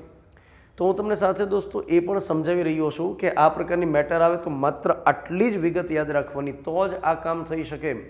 અધરવાઇઝ છેલ્લા 6 મહિનાનું કરંટ તમે કરવા જાઓ તો એટલી બધી મેટર તમારી પાસે ભેગી થઈ જાય કે આપણે એ બધી જ વિગત યાદ ન રાખીએ. તો જ્યારે કોઈ વ્યક્તિનું નિધન થાય તો માત્ર એટલું યાદ રાખી લ્યો કે આ વ્યક્તિની કોઈ ખાસ ખાસિયત હોય તો એમ, અને એ વ્યક્તિનું નામ કયા ક્ષેત્ર સાથે જોડાયેલું છે. ત્યાર પછી આ પ્રકારની મેટર જો આપણી પાસે આવે તો એક એપ્લિકેશનનું નામ આપણે યાદ રાખવાનું, નભ મિત્ર કરીને જે એપ્લિકેશન છે, નભ મિત્રમ, નભ યાની આકાશ, તો એ નભ મિત્ર કરીને જે એક એપ્લિકેશન છે આપણે યાદ રાખીએ. વાવાઝોડાના સમયની અંદર માછીમારોને એક્ઝેક્ટલી માહિતી દેવા માટે થઈ, એમને એલર્ટ દેવા માટે થઈ, જહાજ અથવા સ્ટીમર અથવા હોડકો એને એક્ઝેક્ટ લોકેશન એમને મળી રહે દરિયાની અંદર, તો એ બાબત માટે નભ મિત્ર કરીને એપ્લિકેશન અત્યારે ચલાવવામાં આવે છે. હવે આ જે વાવાઝોડું રહેલું છે દાના નામનું, એ વાવાઝોડીએ સૌથી વધારે અસર કરી હતી ઓડિશાને. તો બસ આ એક વિગત જો તમને ખ્યાલ હોય તો એ કામ લાગી શકે કયા રાજ્યની અંદર એની સૌથી વધારે અસર થઈ, ઓડિશા. અને આ જે વાવાઝોડુંનું નામ છે એ કતાર નામના દેશે આપેલું હતું. બસ આટલી વિગત આપણે યાદ રાખીએ. એના પછી આપણે આગળ વાત સમજીએ. એક વ્યક્તિ રહેલા છે શ્રી રવિશંકર કરીને, અને એ વ્યક્તિને ફિઝી નામનો એક દેશ રહેલો છે, એમણે પોતાના સર્વોચ્ચ સન્માનથી એમને સન્માનિત કર્યા. તો કદાચ આને લઈ અને મેટર પૂછાય, મધુરમ મેટર છે, મતલબ એકદમ હાઈ લેવલની મેટર નજીક જે પરીક્ષાની અંદર પૂછાય જ. તો ફિઝી નામનો દેશ રહેલો છે, જે અહીંયા આગળ નકશાની અંદર આપણે જોઈ શકીએ. અહીંયા આપણું મહાન ભારત રહેલું છે અને ત્યાંથી લઈ અને અહીંયા આગળ આવેલું છે ફિઝી નામનો દેશ. તો આ જે ફિઝી નામનો દેશ રહેલો છે એની રાજધાની છે સુવા. તમારે એક ટેવ પાડવાની કે જે કરંટની અંદર દેશ રહેલો હોય એની રાજધાની કઈ છે, અને જો વધુ ખૂબ સારી મહત્વની મેટર રહેલી હોય કે યુદ્ધને લગતી બાબત છે આ તે વગેરે, તો એની આસપાસના જે દેશ હોય એ પણ આપણને ખ્યાલ હોવો જોઈએ કે એના આડોશી પાડોશી કયા દેશ છે. તો સુવા નામની રાજધાની છે, એકદમ નાનકડો ટાપુ દેશ રહેલો છે ફિઝી. એમણે શ્રી રવિશંકરને એમના સર્વોચ્ચ સન્માનથી સન્માનિત કર્યા, જેનું નામ રહેલું છે honorary officer of the order of Fiji કરીને, જેમનું સર્વોચ્ચ સન્માન છે. જેમ ભારતની અંદર સર્વોચ્ચ સન્માન રહેલું હોય છે ભારત રત્ન, એની જેમ ત્યાં આગળ આ પ્રકારનું સર્વોચ્ચ સન્માન છે. એટલું પણ આપણે સાથે યાદ રાખીએ કે શ્રી રવિશંકરને અત્યારે ફિઝીએ જે સર્વોચ્ચ સન્માન આપ્યું એની જેમ અગાઉ એક દેશ રહેલો છે કોલંબિયા, અને એ જ રીતે અન્ય એક દેશ રહેલો છે પેરુગ્વે. તો એમણે પણ પોતાના સર્વોચ્ચ સન્માનથી સન્માનિત કરેલા. શ્રી રવિશંકર, જેમનો જન્મ 1956માં તમિલનાડુમાં થાય છે. જો કે આ જન્મ તારીખને વગેરે પરીક્ષામાં ના પૂછાય, પણ તમિલનાડુના એ મૂળ વતની આપણે ગણી શકીએ. અને એમણે આર્ટ ઓફ લિવિંગ કરીને એક ફાઉન્ડેશનની સ્થાપના કરી, જે આર્ટ ઓફ લિવિંગની શિબિર કરતા હોય છે, જીવનની અંદર કેમ ખુશ રહેવું વગેરે એ બધી બાબતો સમજાવતા હોય છે, સેશન્સ એમના ગોઠવતા હોય છે. ત્યાર પછી આપણે આગળ વાત કરીએ. ધ્યાનચંદ લાઈફ ટાઈમ એવોર્ડની જગ્યાએ અર્જુન લાઈફ ટાઈમ એવોર્ડ એનાયત કરાશે. તો કોઈ ખેલાડી છે એ પોતાના જીવન પર્યંત જો ખૂબ સારું પરફોર્મન્સ કરે, એવું નહીં કે એકાદ બે ઇનિંગમાં ખૂબ સારું પરફોર્મન્સ કર્યું ત્યાર પછી વળી પાછું એકદમ ઠંડા થઈ ગયા એવી રીતે નહીં, પણ માની લો કે એમણે લાઈફ ટાઈમ ખૂબ સારું લગાતાર પરફોર્મન્સ સારું રાખ્યું હોય, જેમ કે સચિન તેંડુલકર આપણે ગણી શકીએ કે લાઈફ ટાઈમ મતલબ થ્રુ આઉટ સરસ પરફોર્મન્સ કરે છે, વિરાટ કોહલી વગેરે આ પ્રકારના જે રમતવીર હોય, એ જ રીતે નીરજ ચોપરા આપણે ગણી શકીએ કે જે લગાતાર ખૂબ સારું પરફોર્મન્સ આપે છે, સાક્ષી મલિક આપણે નામ બોલી શકીએ, પીટી ઉષા જે તે સમયના, તો લગાતાર કોઈ પણ ઇવેન્ટની અંદર સારું પરફોર્મન્સ કરીને આવે તો આ પ્રકારના જે વ્યક્તિ હોય ને એને લાઈફ ટાઈમ એચિવર્સ કહેવાય. અને એ લાઈફ ટાઈમ પરફોર્મન્સ બદલ અત્યાર સુધી જે પુરસ્કાર મળતો હતો એ ધ્યાનચંદ લાઈફ ટાઈમ એવોર્ડ હતો. એની જગ્યાએ હવેથી એનું નામ ચેન્જ કરી નાખ્યું અને એની જગ્યાએ આપવામાં આવશે અર્જુન લાઈફ ટાઈમ એવોર્ડ. આપણને ખ્યાલ રહેલો છે કે ધ્યાનચંદ જે રહેલા છે હોકીના જાદુગર તરીકે ઓળખવામાં આવે છે. તો અહીંયા આગળ તમે સમજો કે ધ્યાનચંદ એ પર્ટિક્યુલર હોકી સાથે જોડાયેલા છે અને એટલા માટે અહીંયા સરકારે એવો વિચાર કર્યો કે આપણે એક કામ કરીએ, અર્જુન એવોર્ડથી સન્માનિત કરીએ કે જેથી કરીને કોઈ પણ રમતગમત ક્ષેત્ર સાથે જોડાયેલા હોય તો અમને ન્યાય મળે, એમનો ઉદ્દેશ રહેલો હોય. સાથે એક વિગત આપણે એ પણ યાદ રાખીએ કે ભારત દેશની અંદર રમતગમત ક્ષેત્રે સર્વોચ્ચ જે પુરસ્કાર રહેલો છે, જેનું નામ એક સમય સુધી હતું રાજીવ ગાંધી ખેલ રત્ન પુરસ્કાર, એનું નામ ચેન્જ કરી અને સરકારે શું કર્યું છે મેજર ધ્યાનચંદ ખેલ રત્ન પુરસ્કાર. તો એની સાથે તો મેજર ધ્યાનચંદનું નામ જોડાયેલું રહેલું છે. અહીંયા માત્ર એટલું યાદ રાખો કે લાઈફ ટાઈમ એચિવર માટે થઈને જે પુરસ્કાર અત્યાર સુધી આપવામાં આવતો ધ્યાનચંદના નામ ઉપર છે, એની જગ્યાએ નામ કર્યું અર્જુન એવોર્ડ. હવે આ જે પુરસ્કાર છે એ 2002ની અંદર શરૂઆત કરેલી હતી સરકારે, 2002માં, કે જે થ્રુ આઉટ સારું પરફોર્મન્સ આપે અને પુરસ્કૃત આપણે કરીએ, અને એ જે નામ હતું ધ્યાનચંદ હવે નામ થઈ ગયું અર્જુન એવોર્ડ. તો અહીંયા આગળ કહેવામાં આવે છે કે જે વ્યક્તિ Olympic, Paralympic, Asian games, Commonwealth games વગેરે એ બધાની અંદર ઉત્કૃષ્ટ પ્રદર્શન કરતા હોય અને લગાતાર મતલબ આ પ્રકારનું પરફોર્મન્સ આપતા હોય તો દર વર્ષે પુરસ્કાર આપવામાં આવે. પુરસ્કારના ભાગરૂપે એક એને પ્રતિમા આપવામાં આવે, એક પ્રમાણપત્ર, એક ઔપચારિક ડ્રેસ આપવામાં આવે રમતગમતને લગતો, અને 10 લાખ રૂપિયા એમને આપવામાં આવે આ પુરસ્કાર અંતર્ગત. તો આટલી વિગત એક આપણે યાદ રાખીએ. 2023ની અંદર જે વ્યક્તિને લાઈફ ટાઈમ પુરસ્કારથી સન્માનિત કર્યા એમના નામ રહેલા છે કે મંજુ શાહ કવર, ત્યાર પછી ભૂતપૂર્વ હોકી ખેલાડી છે વિનીત કુમાર, કબડ્ડી ખેલાડી રહેલા છે કવિતા સેલ્વરાજ. તો આટલી વિગત આપણે યાદ રાખીએ. હમણાં જે મેં તમને વાત કરી કે ભારતની અંદર સર્વોચ્ચ જે પુરસ્કાર રમતગમતનો આપવામાં આવે છે, જેનું નામ હવે કર્યું મેજર ધ્યાનચંદ ખેલ રત્ન પુરસ્કાર, એના માટે માપદંડ એ રહેલું છે કે છેલ્લા 4 વર્ષની અંદર જે વ્યક્તિ ખૂબ સારું પરફોર્મન્સ આપ્યું હોય અને આંતરરાષ્ટ્રીય પ્રકારની ઇવેન્ટમાં એમણે જો સરસ મેડલ જીત્યા હોય તો એમને એ પુરસ્કાર આપવામાં આવે છે, ત્યાં મેજર ધ્યાનચંદ ખેલ રત્ન પુરસ્કાર. ચલો એના પછીની વિગત આપણે સમજીએ. ભારત 2025માં પ્રથમ ઇન્ટરનેશનલ ઈ સ્પોર્ટ્સ ચેમ્પિયનશિપનું યજમાન બનશે. એકદમ નાનકડી મેટર રહેલી છે. અહીંયા આગળ યાદ રાખો કે પહેલી વખત ઈ સ્પોર્ટ માટે થઈ અને આંતરરાષ્ટ્રીય દરજ્જાની એક ઇવેન્ટનું આયોજન થવા જઈ રહ્યું છે. ઈ સ્પોર્ટ્સ મતલબ કે ઇલેક્ટ્રોનિક માધ્યમથી જે રમી શકાય, જેને આપણે વિડીયો ગેમ પ્રકારે કહી શકીએ, તો વિડીયો ગેમનું હવે મહત્વ વધશે દોસ્તો, કે પહેલી વખત આ પ્રકારે એક વિશ્વકક્ષાની ચેમ્પિયનશિપનું આયોજન ભારતની અંદર થઈ રહ્યું છે. ભારત સૌથી પહેલો યજમાન દેશ બની રહ્યો છે. માર્ચ મહિનાની અંદર કયા શહેરમાં આયોજન થશે એ હજુ સુધી ડિક્લેર થયેલું નથી. તો અલગ અલગ 150થી વધુ દેશના સ્પર્ધક એની અંદર ભાગ લેશે. તો આમાં બીજી કોઈ વિશેષ રીતે આપણે વિગતો યાદ રાખવાની જરૂરિયાત નથી હોતી, જેમ કે આ પ્રકારનું આયોજન કોણ કરશે, તો skill hub, online games federation, international esports federation વગેરે. એવી રીતે વિગતો આપણે યાદ રાખવાની જરૂર નથી. ભારતની અંદર માર્ચ 2025માં કયા પ્રકારની સૌથી પહેલી વાર આ રીતે ઇવેન્ટ યોજાણી, તો ઈ સ્પોર્ટ્સ માટે ચેમ્પિયનશિપ, એ વિગત આપણે યાદ રાખવાની. ત્યાર પછી કોમનવેલ્થ ગેમ્સ હવે જે 2026ની અંદર યોજાશે, કોમનવેલ્થ ગેમ્સ 2026માં જે યોજાશે એમાં કુસ્તી, ક્રિકેટ, હોકી જેવી રમતોની બાદબાકી કરવામાં આવશે. તો કોમનવેલ્થ ગેમ્સ સામાન્ય રીતે દર 4 વર્ષે યોજાતી ઇવેન્ટ રહેલી છે, જેમાં લગભગ 72 જેટલા સભ્ય દેશ ભાગ લે છે. કોમનવેલ્થનો મતલબ શું થાય, તો એક સમાન દરજ્જા ધરાવતા દેશ. તમને ખ્યાલ હશે કે ઇંગ્લેન્ડના અંડરમાં આફ્રિકા, એશિયાના જે દેશો રહેલા હતા અને ધીમે ધીમે કરતાં જ્યારે આ દેશોને મુક્ત કર્યા, તો એ સમય દરમિયાન કોમનવેલ્થ નેશન્સ કરીને 1949ની અંદરની સ્થાપના થઈ. બેઝિકલી 1946, ત્યાર પછી ફાઇનલાઇઝ થયું 1949માં. તો આ પ્રકારના કોમનવેલ્થ જે નેશન્સ આવેલા છે, તો એમના એ સભ્ય દેશોની વચ્ચે એ સ્પોર્ટ્સની ઇવેન્ટ યોજાય છે, જેને આપણે કોમનવેલ્થ ગેમ્સ કહીએ છીએ. પરંતુ એમાં લગભગ 72 જેટલા સભ્ય દેશ ભાગ લેતા હોય છે. 2026ની અંદર એનું આયોજન કઈ જગ્યાએ થશે? તો સ્કોટલેન્ડના ગ્લાસગો ખાતે એનું આયોજન થશે. આ વિગત આપણા માટે અગત્યની રહેલી છે કે કોમનવેલ્થ 2026નું આયોજન કઈ જગ્યાએ થશે? તો સ્કોટલેન્ડના ગ્લાસગો ખાતે એનું આયોજન થશે. આની પહેલાં 2022ની અંદર બર્મિંગહમ કરીને જે રહેલું છે શહેર, ત્યાં આગળ એનું આયોજન કરવામાં આવેલું. એ સમય દરમિયાન 19 રમતો રહેલી હતી. એની જગ્યાએ હવે જે 2026માં આયોજન થશે એમાં માત્ર 10 જેટલી ગેમ રહેશે. ત્યાર પછી આપણે આગળ વાત કરીએ કે આ પ્રકારની કોમનવેલ્થ નેશન્સ માટેની જે ગેમ્સ રમાઈ એનું આયોજન બેઝિકલી 1930ની અંદર કેનેડાના ઓન્ટેરિયો કરીને જે એક શહેર છે, ઓન્ટેરિયો હેમિલ્ટન કરીને, ત્યાં આગળ એની શુભ શરૂઆત કરવામાં આવી. તો એ સમયે કંઈ અત્યારે જે આયોજન થાય એટલી ગેમ્સ ન હોય, એ પ્રકારે આયોજન ન હોય, માત્ર બીજ રોપાઈ ગયા એવું આપણે કહી શકીએ. તો કેનેડામાં 1930માં આના માટે બીજ રોપાઈ ગયા. ત્યાર પછી ભારત કોમનવેલ્થની અંદર હંમેશા સારું પરફોર્મન્સ કરતું હોય છે. એવું કહેવાય છે કે ભારતે કોમનવેલ્થ ગેમ્સની અંદર અત્યાર સુધી મેડલ ટેલીમાં 203 ગોલ્ડ મેડલ જીત્યા. જ્યારથી આયોજન થયું, ભારત જેમાં પાર્ટિસિપેટ કરે, તો એમાં અત્યાર સુધીમાં 203 જેટલા ગોલ્ડ મેડલ જીત્યા. અને અત્યાર સુધીમાં ટોટલ મેડલની આપણે વાત કરીએ, સિલ્વર હોય, બ્રોન્ઝ હોય, એમ કરી 564 જેટલા મેડલ જીત્યા.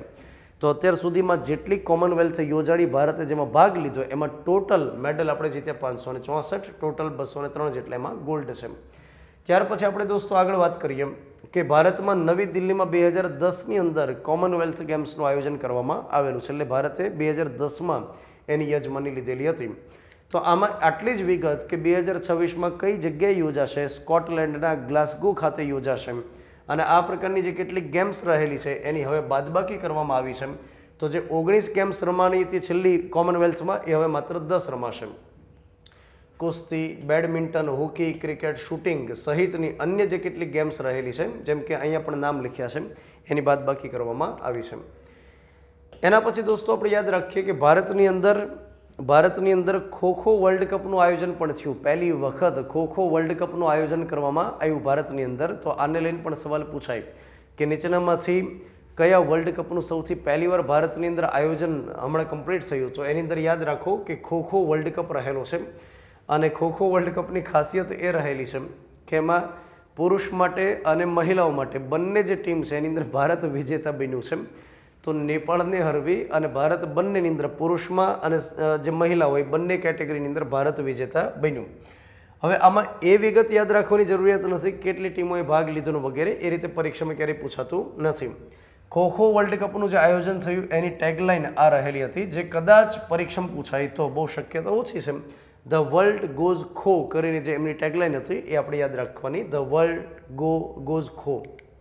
ત્યાર પછી ભારતીય હોકીના શતાબ્દી વર્ષની ઉજવણી થઈ. આ ભારતીય હોકી એક પ્રકારે સંસ્થા રહેલી છે જે ભારતની અંદર પુરુષ અને મહિલાઓ માટે હોકીની રમતનું આયોજન કરવા માટે થઈ અને સર્વોચ્ચ સંસ્થા રહેલી છે.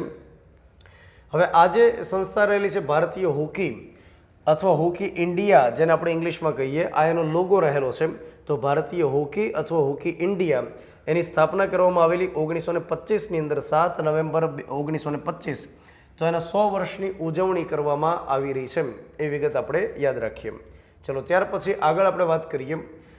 2036ની અંદર ઓલિમ્પિક ગેમ્સ ભારતની અંદર યોજાય એના માટે થઈ અને ભારત પ્રયાસ કરી રહ્યું છે. અને ભારતે અત્યારે એમના માટે થઈ એક લેટર ઇન્ટરનેશનલ ઓલિમ્પિક કમિટીને લખ્યો છે.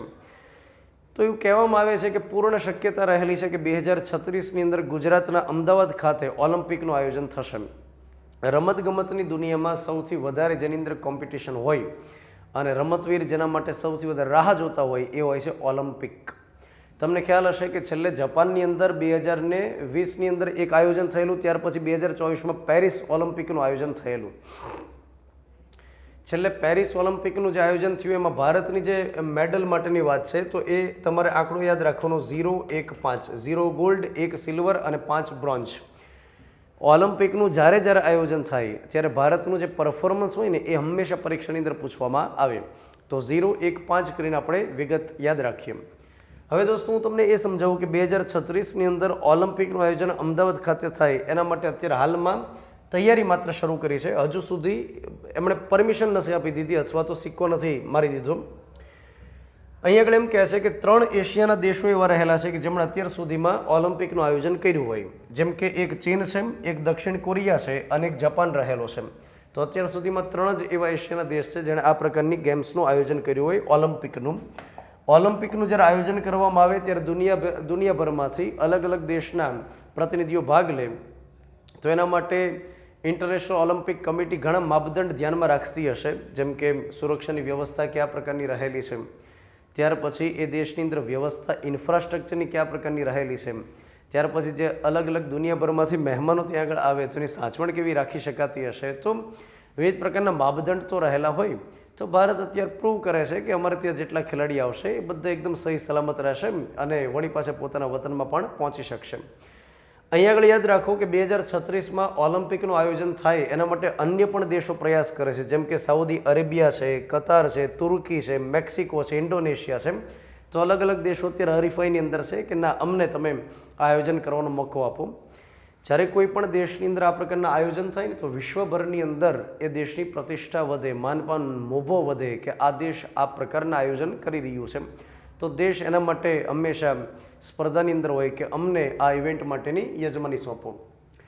2025ની ખેલો ઇન્ડિયા યુથ ગેમ્સ બિહારની અંદર યોજવામાં આવશે. તો નરેન્દ્ર મોદીએ 2018થી આની શરૂઆત કરાવડાવેલી છે. સ્ટુડન્ટ માટે થઈ, ખાસ કરીને સ્કૂલના અને એક કોલેજના વિદ્યાર્થીઓ માટે થઈ અને ખેલો ઇન્ડિયાનું આયોજન કરવામાં આવતું હોય છે. ફ્યુચર માટે ખૂબ સારા ખેલાડીઓ એમાંથી પસંદ કરવામાં આવે અને જે ખેલાડી આની અંદર પસંદ પામે છે એમને 7 વર્ષ માટે થઈને સ્કોલરશિપ સ્પેશિયલી આપવામાં આવતી હોય છે કે જે ખેલાડીમાં ખૂબ સારું પરફોર્મન્સ કરે તો ભારત સરકાર એમને 7 વર્ષ માટે સ્કોલરશિપ દર વર્ષે આપતી હોય છે. ત્યાર પછી દોસ્તો આપણે આગળ વાત કરીએ. આ પણ ખૂબ જ નાનકડી મેટર રહેલી છે કે ભારતીય નૌકાદળે anti submarine warfare vessel INS Abhay launch કર્યું. સવાલ માત્ર એટલો પૂછાય કે INS અભય એ નીચેનામાંથી શું રહેલું છે, બસ આટલો સવાલ તમને પૂછાઈ શકે. તો યાદ રાખવાનું કે એ એન્ટી સબમરીન વોરફેર એક વેસલ રહેલી છે. યુદ્ધના સમયે સબમરીનનો સામનો કરી શકે, સબમરીનને ઉડાડી શકે એના માટે કેપેબલ હોય એ પ્રકારની એક વોરફેર વેસલ રહેલું છે. મતલબ વોરફેરનો મતલબ થાય કે યુદ્ધના સમયે જેનો ઉપયોગ કરી શકાય એ પ્રકારનું આ સાધન છે, વેસલ છે. તો એક અભય કરીને આ રહેલું છે, એ વિગત યાદ રાખવાની. આ પ્રકારની વિગત આવે ને એ દોસ્તો આપણે યાદ નહીં રાખવાની, એના માટે સ્પેશિયલી આપણે સ્લાઇડ મૂકેલી છે. એકદમ ફ્રેશર વિદ્યાર્થીઓ ઘણીવાર આ પ્રકારે પણ ડેટા યાદ રાખતા હોય કે લંબાઈ આશરે કેટલી છે, પહોળાઈ આશરે કેટલી છે, મહત્તમ ગતિ એની કેટલી છે અને એન્ડ્યોરન્સ એનું કેટલું રહેલું છે, મતલબ કે એની સ્પીડ હોય, એની જે રેન્જ હોય એ કેટલી રહેલી છે. તો તમારે એટલું યાદ રાખવાનું કે આ યાદ રાખવાનું નથી, કેમ કે GPSC બોર્ડની અંદર દિનેશ દાસા જ્યારે અધ્યક્ષ હતા ત્યારે કદાચ 1 થી 2 વખત આ પ્રકારે એમણે આંકડાકીય માહિતી પૂછેલી હતી. તો 1-2 વખત જ્યારે બહુ સમય અગાઉ આંકડાકીય માહિતી પૂછી હોય તો એના માટે થઈ અને આપણે કંઈ થોડા મતલબ યાદ રાખવા જોઈએ.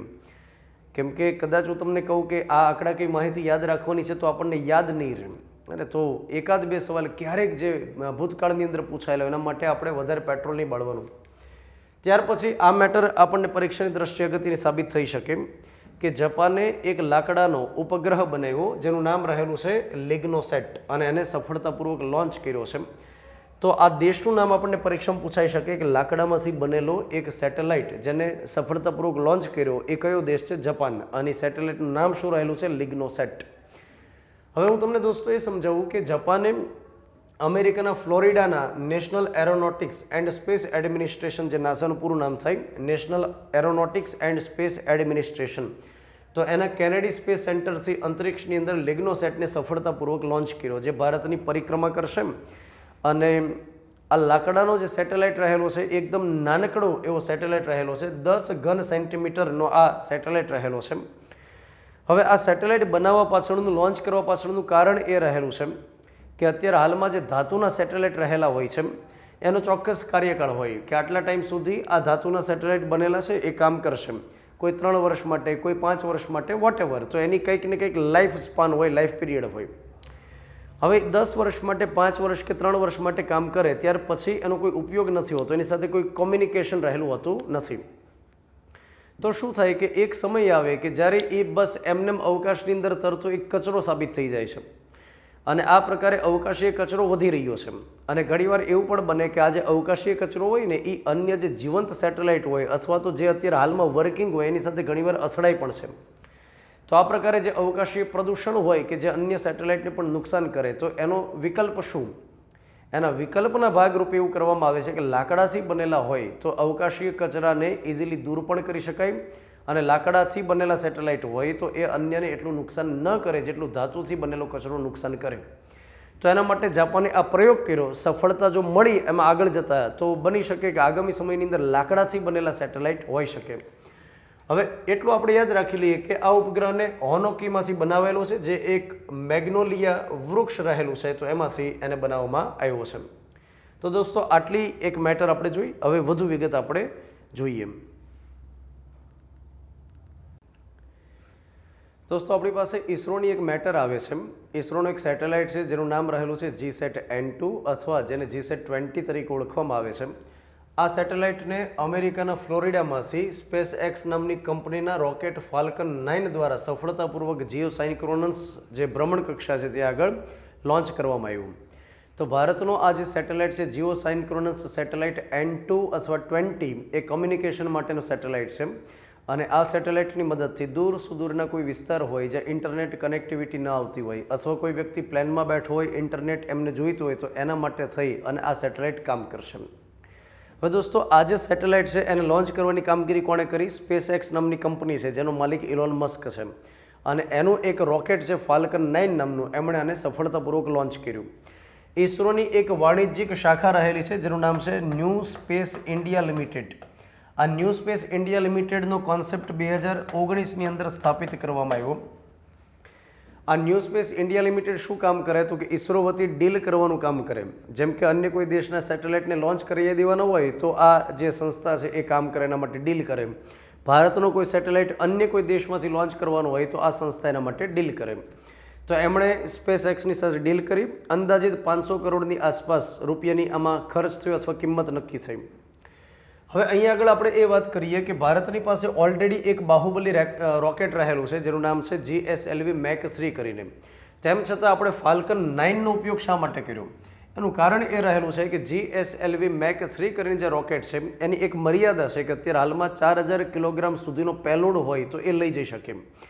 પરંતુ આ જે સેટેલાઇટ અત્યારે લોન્ચ કર્યો, કયો સેટેલાઇટ? GSAT-20 અથવા GSAT-N2, એનું વજન રહેલું છે 4700 કિલોગ્રામ, અને એટલા માટે ફાલ્કન 9ની મદદ લેવામાં આવી.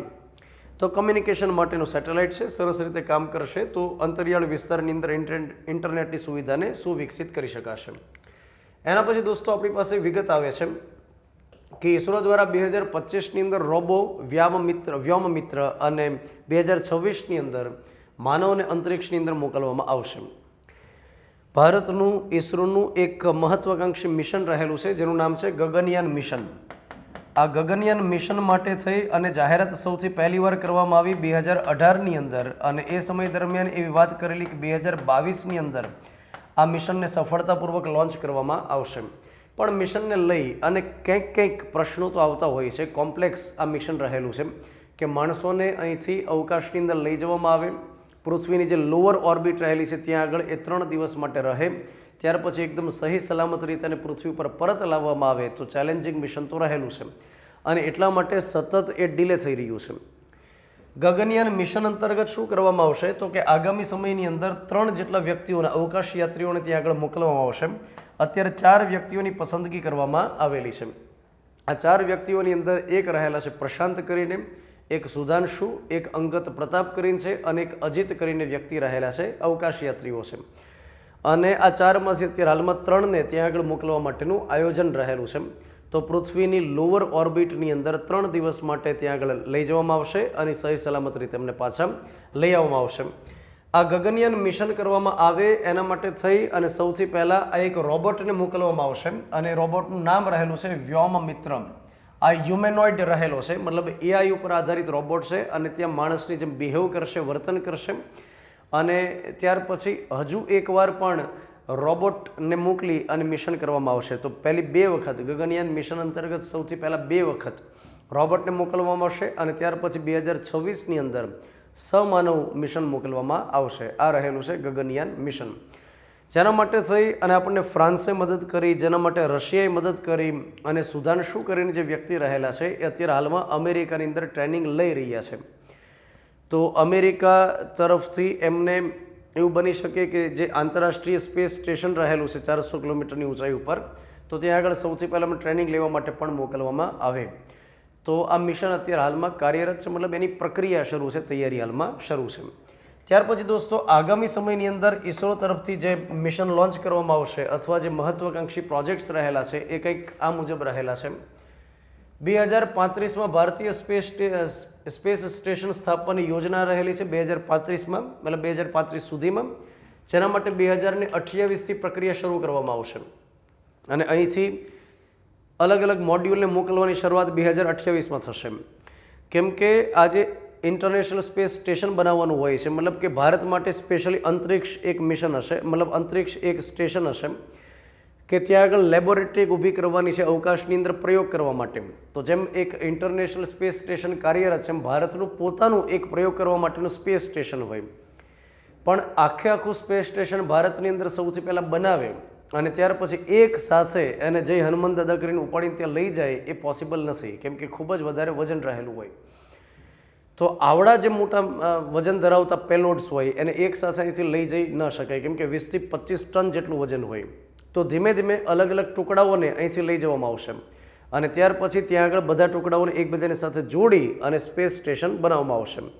તો જેમ અલગ અલગ ટુકડાઓને જોડી કોઈ બિલ્ડિંગ કે મકાન બનાવવામાં આવે એની જેમ ત્યાં આગળ એક સ્પેશિયલી સ્પેસ સ્ટેશન બનાવવામાં આવશે. તમને ખ્યાલ હશે કે એના માટે ઇસરોએ સફળતાપૂર્વક સ્પેડેક્સ કરીને એક મિશન પણ કર્યું કે 2 અલગ અલગ સેટેલાઇટ હોય એને કઈ રીતે અવકાશની અંદર જોડી શકાય. અને ખૂબ જ એક અઘરી બાબત હોય કે અહીંથી પૃથ્વી પરથી કંટ્રોલ કરી અને અવકાશની અંદર જે એકદમ સ્પીડની અંદર વસ્તુ ફરી રહી છે તો એને એકબીજાની નજીક લાવી, એકદમ ધીમી ગતિએ નજીક લાવી અને બેને જોડવા એ ખરેખર ચેલેન્જિંગ ટાસ્ક રહેલું છે. તો 2028માં સૌથી પહેલું મોડ્યુલ અહીંથી મોકલવામાં આવશે અને 2035 સુધીમાં ભારત માટે સ્પેશિયલી એક સ્પેસ સ્ટેશન ત્યાં આગળ બનશે. 2028માં શુક્રયાનને મોકલવામાં આવશે શુક્રના અભ્યાસ માટે. 2028માં ચંદ્રયાન 4 કરવામાં આવશે. ચંદ્રયાન 3 ઓલરેડી સફળતાપૂર્વક થઈ ચૂક્યું અને ત્યાં આગળ એક લેન્ડરને ત્યાંની ચંદ્રની ધરતી ઉપર લેન્ડ કર્યું.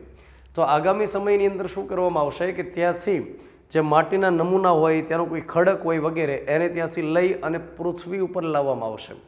તો અત્યારે જે ચંદ્રયાન 3 હતું એ માત્ર ચંદ્રની ધરતી ઉપર લેન્ડ કરાયું. હવે આગામી ફેઝની અંદર શું થશે કે ત્યાંથી આપણે જે અહીંથી રોબોટ મોકલ્યો હોય એ રોબોટ શું કરશે કે ત્યાંથી માટીના વગેરે નમૂના હોય એ ભારતની ઉપર લઈને આવશે.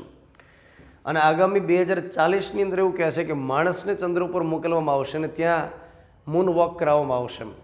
તો આ પ્રકારના મિશન રહેલા છે. 2028માં મંગળયાન 2 કરવામાં આવશે. મંગળયાન 2 અંતર્ગત શું થશે કે એક ઓલરેડી મંગળયાન મિશન થઈ ચૂક્યું, જેમાં મંગળ જે ગ્રહ છે એની આસપાસ ભ્રમણ કક્ષાની અંદર આપણે યાન મોકલ્યું. પણ મંગળયાન 2 અંતર્ગત શું થશે કે આપણે મંગળની ધરતી ઉપર લેન્ડ કરાવવામાં આવશે. મતલબ માણસને નહીં પણ કોઈ રોબોટ હોય અથવા કોઈ લેન્ડર હોય એને ત્યાં આગળ લેન્ડ કરાવવામાં આવશે. અને 2031માં હ્યુમેનોઇડ મિશન ચંદ્ર ઉપર મોકલવામાં આવશે. મતલબ આ એટલું અગત્યનું નથી પરીક્ષાની દ્રષ્ટિએ, પણ હા બાકીના જે વાક્ય લખ્યા એ ખૂબ જ અગત્યના છે. ત્યાર પછી આપણે મેટર સમજીએ. 16મું બ્રિક્સ શિખર સંમેલન આયોજિત કરવામાં આવ્યું રશિયા ખાતે. 16મું બ્રિક્સ સંમેલન આયોજિત કરવામાં આવ્યું. જ્યારે કોઈ આંતરરાષ્ટ્રીય સંગઠન ચર્ચાની અંદર આવે અને આ પ્રકારે બ્રિક્સ હોય, યુરોપિયન યુનિયન હોય, યુનો હોય તો એમાંથી સવાલ નીકળવાની શક્યતા વધારે હોય. એશિયન કોઈ સંમેલન હોય, સંગઠન હોય, G20 હોય તો એમાંથી સવાલ નીકળી શકે. હવે આ જે બ્રિક્સ રહેલું છે BRICS બ્રિક્સ, તો અલગ અલગ દેશના પહેલા અક્ષર ઉપરથી આ સંગઠનનું નામ બની ગયું બ્રિક્સ. જેમ કે બ્રાઝિલ છે, રશિયા છે, ઇન્ડિયા છે, ચાઇના છે અને સાઉથ આફ્રિકા છે. Again Brazil, Russia, India, China અને સાઉથ આફ્રિકા. 2001ની અંદર ઇંગ્લેન્ડના એક અર્થશાસ્ત્રી હતા જીમ ઓ નીલ કરીને વ્યક્તિ હતા, જીમ ઓ નીલ.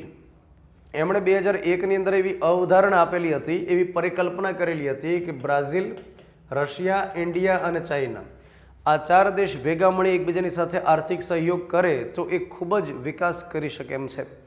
તો 2009ની અંદર સૌથી પહેલી વાર રશિયાની અંદર આ બ્રિક દેશો બધા ભેગા થયા અને એનું સૌથી પહેલું શિખર સંમેલન કર્યું. શિખર સંમેલનનો મતલબ એ થાય કે દુનિયાના મતલબ દેશના જે સૌથી ઉપરના ટોચના જે વડા હોય, જે નિર્ણય કરતા હોય એ ભેગા થાય એને શિખર સંમેલન કહીએ. તો 2009માં સૌથી પહેલી વાર રશિયામાં જ્યારે મિટિંગ કરી ત્યારે બ્રિક દેશ હતા.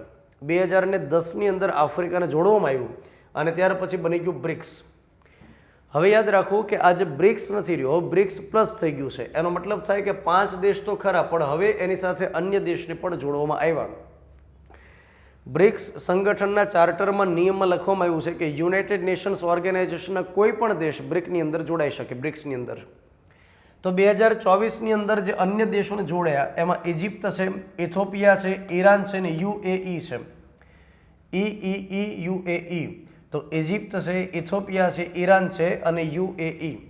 એમાં સાઉદી અરેબિયા જે રહેલું છે એમણે હજુ સુધી બ્રિક્સની સદસ્યને વિધિવત સ્વરૂપ આપ્યું નથી. મતલબ ત્યાંની જે પાર્લામેન્ટ હોય કે નિર્ણય કરતી સંસ્થા હોય એમાંથી જે પસાર કરે એવું નથી. તો આ 4 જે દેશ રહેલા છે એને જોડી દેવામાં આવ્યા છે બ્રિક્સની અંદર. તો હવે આપણે એવું કહી શકીએ બ્રિક્સ પ્લસનું આયોજન કરવામાં આવે કે જે અન્ય જોડાયેલા દેશ છે એ પણ સાથે જોડાય. અને એવું તો નહીં કરે કે આ જે પહેલા અક્ષર ઉપરથી દેશના નામ છે જોડી સંગઠન કર્યું, જેમ જેમ જોડતા જાય એમ હારોહર એક અક્ષર એડ કરતા જાય, એવું તો ન કરે. તો બ્રિક્સ પ્લસ તરીકે એને કહેવામાં આવે. આ વખતે રશિયાની અંદર આયોજન કરવામાં આવ્યું અને રશિયાનું એક શહેર છે કઝાન ખાતે. હવે આગામી વર્ષે 2025ની અંદર કઈ જગ્યાએ આયોજન કરવામાં આવશે? તો એ બ્રાઝિલ ખાતે આયોજન કરવામાં આવશે. જ્યારે આપણે બ્રિક્સની વાત કરીએ ત્યારે યાદ રાખવાનું કે આ જેટલા દેશો છે એની અંદરોઅંદરની એક બેંક રહેલી છે જેનું નામ આપ્યું છે ન્યૂ ડેવલપમેન્ટ બેંક, એવી રીતે નામ આપવામાં આવ્યું છે. 2012ની અંદર ન્યૂ ડેવલપમેન્ટ બેંક વિશેની કલ્પના કરવામાં આવી, વિચાર રજૂ કરવામાં આવ્યો અને 2015ની અંદર ન્યૂ ડેવલપમેન્ટ બેંકની રચના કરવામાં આવી. આ ન્યૂ ડેવલપમેન્ટ બેંક એ શું કામ કરે? તો કે બ્રિક્સ સંગઠનના જે સભ્ય દેશ હોય એમને આર્થિક મદદ કરે, લોન આપે, માળખાગત સુવિધા વધારવા માટે મદદ કરે. અને આ બ્રિક્સનું જે મુખ્ય મથક છે એ ચીન ખાતે આવેલું છે, બીજિંગ ખાતે. એના અલગ અલગ પ્રાદેશિક મથક આવેલા છે. એક તો દક્ષિણ આફ્રિકામાં સૌથી પહેલું ખોલવામાં આવ્યું જોહાનિસબર્ગ ખાતે, ત્યાર પછી બ્રાઝિલ ખાતે, રશિયા ખાતે પણ આ બેંકના પ્રાદેશિક મથક ખુલી ગયા છે. હવે દોસ્તો આપણે એ વાત કરીએ કે અત્યારે હાલમાં આ જે ન્યૂ ડેવલપમેન્ટ બેંક છે અથવા બ્રિક્સ બેંક રહેલી છે એવો પણ વિચાર કરે છે કે આપણે પોતાનું અલગથી ચલણ ઊભું કરીએ, પોતાની અલગથી કરન્સી શરૂ કરીએ. જેમ યુરોપિયન યુનિયનમાં યુરો ચાલે છે એમાં આપણી પોતાની એક અલગથી કરન્સી હોય. જેમ ડોલરનું વર્ચસ્વ અત્યારે વિશ્વભરની અંદર છે એને ખતમ કરીએ અથવા તો એને થોડું હળવું કરીએ. જો કે અમેરિકાનો જે રાષ્ટ્રપતિ ડોનાલ્ડ ટ્રમ્પ એનાથી ઘણો જ ખીજાઈ જાય છે કે તમે ડોલરને આ રીતે નુકસાન કરશો તો અમે તમારી ઉપર ટેરિફ લગાડી દેશું, આમ કરશું તેમ કરશું. પણ આ જે સંગઠન રહેલું છે એનો મૂળ જે મુખ્ય ઉદ્દેશ છે એ છે આર્થિક વિકાસ, આર્થિક એકબીજાને સહયોગ કેમ કરી શકાય. હવે જ્યારે કોઈ સંમેલન કરવામાં આવે ત્યારે એની થીમ રહેતી હોય છે, પણ આ જે થીમ હોય ને એ પરીક્ષામાં એટલી બધી પૂછવામાં નથી આવતી. મતલબ મારો એક્સપિરિયન્સ એ છે કે કોઈ જગ્યાએ આ પ્રકારે સંમેલનનું આયોજન થયું હોય અને થીમ પૂછવામાં આવી હોય એ બહુ રેર ઘટનાની અંદર પૂછેલી હોય. તો મોટા ભાગે એ સવાલ પૂછાય કે હમણાં તાજેતરમાં કઈ જગ્યાએ શિખર સંમેલન થયું, તો એ વિગત યાદ રાખીએ. પછી હવે આગામી સમયની અંદર કઈ જગ્યાએ થશે એ વિગત એક આપણે યાદ રાખી લઈએ. પણ તેમ છતાં થીમ રહેલી છે strengthening multilateralism for fair global development and security. સ્ટ્રેન્થનિંગનો મતલબ થાય મજબૂત કરવું અને લેટરલિઝમનો મતલબ એ થાય કે બહુપક્ષીય, મતલબ અલગ અલગ દેશ જોડાયેલા છે એટલે for fair global development and security, મતલબ વૈશ્વિક વિકાસ અને સુરક્ષા માટે થઈ અને આપણે એકબીજાનો એકબીજાને જે સહયોગ છે એને મજબૂત કરીએ. આ પ્રકારે એમની કહેવાની બાબત છે. ત્યાર પછી આપણે આગળ વાત કરીએ. જ્યારે કોઈ પણ જગ્યાએ શિખર સંમેલન થાય, વાર્તાલાપ થાય તો એની અંદર એક ઘોષણાપત્ર બહાર પાડે કે મેં વાર્તાની અંદર શું કર્યું.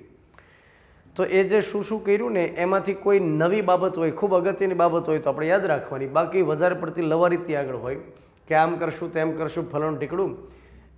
યુક્રેનના સંદર્ભની અંદર કંઈક વાતચીત કરી બ્રિક્સમાં એવું કહે છે. ત્યાર પછી પશ્ચિમ એશિયાની અંદર જે સંકટ છે, ગાઝા પટ્ટી, ઇઝરાયલ વગેરે, તો એના માટે ચિંતા થોડી વ્યક્ત કરી. ત્યાર પછી દક્ષિણ લેબેનોનમાં ઇઝરાયલના હુમલાઓથી થયેલી જાનમાલની હાનિ અને બુનિયાદી માળખાના નુકસાનની થોડી નિંદા કરી. ત્યાર પછી એવું કહેવાય છે કે બ્રિક્સ હેઠળ એક અનાજ વ્યાપાર મંચ તૈયાર કરવામાં આવશે. અનાજ વ્યાપાર મંચ એક પ્લેટફોર્મ ઊભું કરવામાં આવશે કે જેમાં અનાજ વ્યાપારને વધુ, મતલબ આંતરદેશીય જે વ્યાપાર થાય, જે ડીલ થાય એને ઝડપથી પ્રમોટ કરી શકાય એના માટે. ત્યાર પછી સ્થાનિક ચલણની અંદર વ્યાપાર કરવામાં આવે, ચૂકવણી કરવામાં આવે. ભારતની અંદર જે યુપીઆઈ રહેલું છે, ઓનલાઈન પેમેન્ટ માટેનું એક ડિજિટલ પ્લેટફોર્મ રહેલું છે, એને સફળ મોડલ તરીકે એની પર વધારે ફોકસ કરવામાં આવ્યું. અને ત્યાર પછી એક બિગ કેટ્સ એલાયન્સ ભારતે એના માટે પહેલ કરેલી છે નરેન્દ્ર મોદીએ. તો એક એલાયન્સ બનાવ્યું છે ઇન્ટરનેશનલ બિગ કેટ એલાયન્સ. તો કેટ સમુદાયની અંદર જે પ્રાણીઓ આવે છે એમના સંરક્ષણ માટે કે જે લુપ્ત થવાને આરે હોય એને કેમ બચાવી શકાય એના માટે થઈ અને આંતરદેશીય એક સંગઠન બનાવ્યું છે ઇન્ટરનેશનલ બિગ કેટ એલાયન્સ. તો એના ઉપર આ સંમેલનની અંદર થોડી ચર્ચાઓ કરવામાં આવી. તો શું ચર્ચાઓ થઈ એ ખાસ એટલું બધું ન પૂછાય, પણ હા કોઈ નવી બાબત હોય અથવા જેની પર વધારે ફોકસ થયું હોય, જેમ કે આ અનાજ વ્યાપાર મંચ અંદર બ્રિક્સ સંગઠનના સભ્ય દેશ બનાવશે તો એક સારી બાબત છે કે એકબીજાની સાથે અનાજનો વ્યાપાર કરવા માટે, સરળતા લાવવા માટે, સુગમતા લાવવા માટે, સ્પીડ લાવવા માટે એક પ્લેટફોર્મ બનશે, એક સંસ્થા બનશે. તો દોસ્તો આ આપણે સંપૂર્ણ રીતે વાત કરી છે નવેમ્બર 2024ના કરંટ અફેર્સ માટે. આ વિડીયો લેક્ચર લેવા પાછળનો મૂળ ઉદ્દેશ રહેલો છે કે તમને પોલીસ ભરતીની અંદર કામ લાગે. તો અન્ય મને જેમ સમય રહેશે એમ બાકીના મહિનાઓનું કરંટ અફેર્સ હું આપતો રહીશ. યુટ્યુબના માધ્યમથી, અન્ય કોઈ રીતે માધ્યમથી હું આપતો રહીશ. મતલબ એક એપ્લિકેશન પણ આપણી રહેલી છે વર્લ્ડ ઇન બોક્સ એકેડમી નામની. તો પોલીસ ભરતીમાં તમને ખૂબ જ ઉપયોગી સાબિત થાય એ ઉદ્દેશ સાથે આ લેક્ચર્સ આપણે લીધો છે. કેમ તમને લેક્ચર લાગ્યો એ કોમેન્ટની અંદર મને જણાવી શકશો. મળીએ છીએ વધુ લેક્ચર સાથે. ત્યાં સુધી જય હિન્દ, જય Bharat. Thank you very much.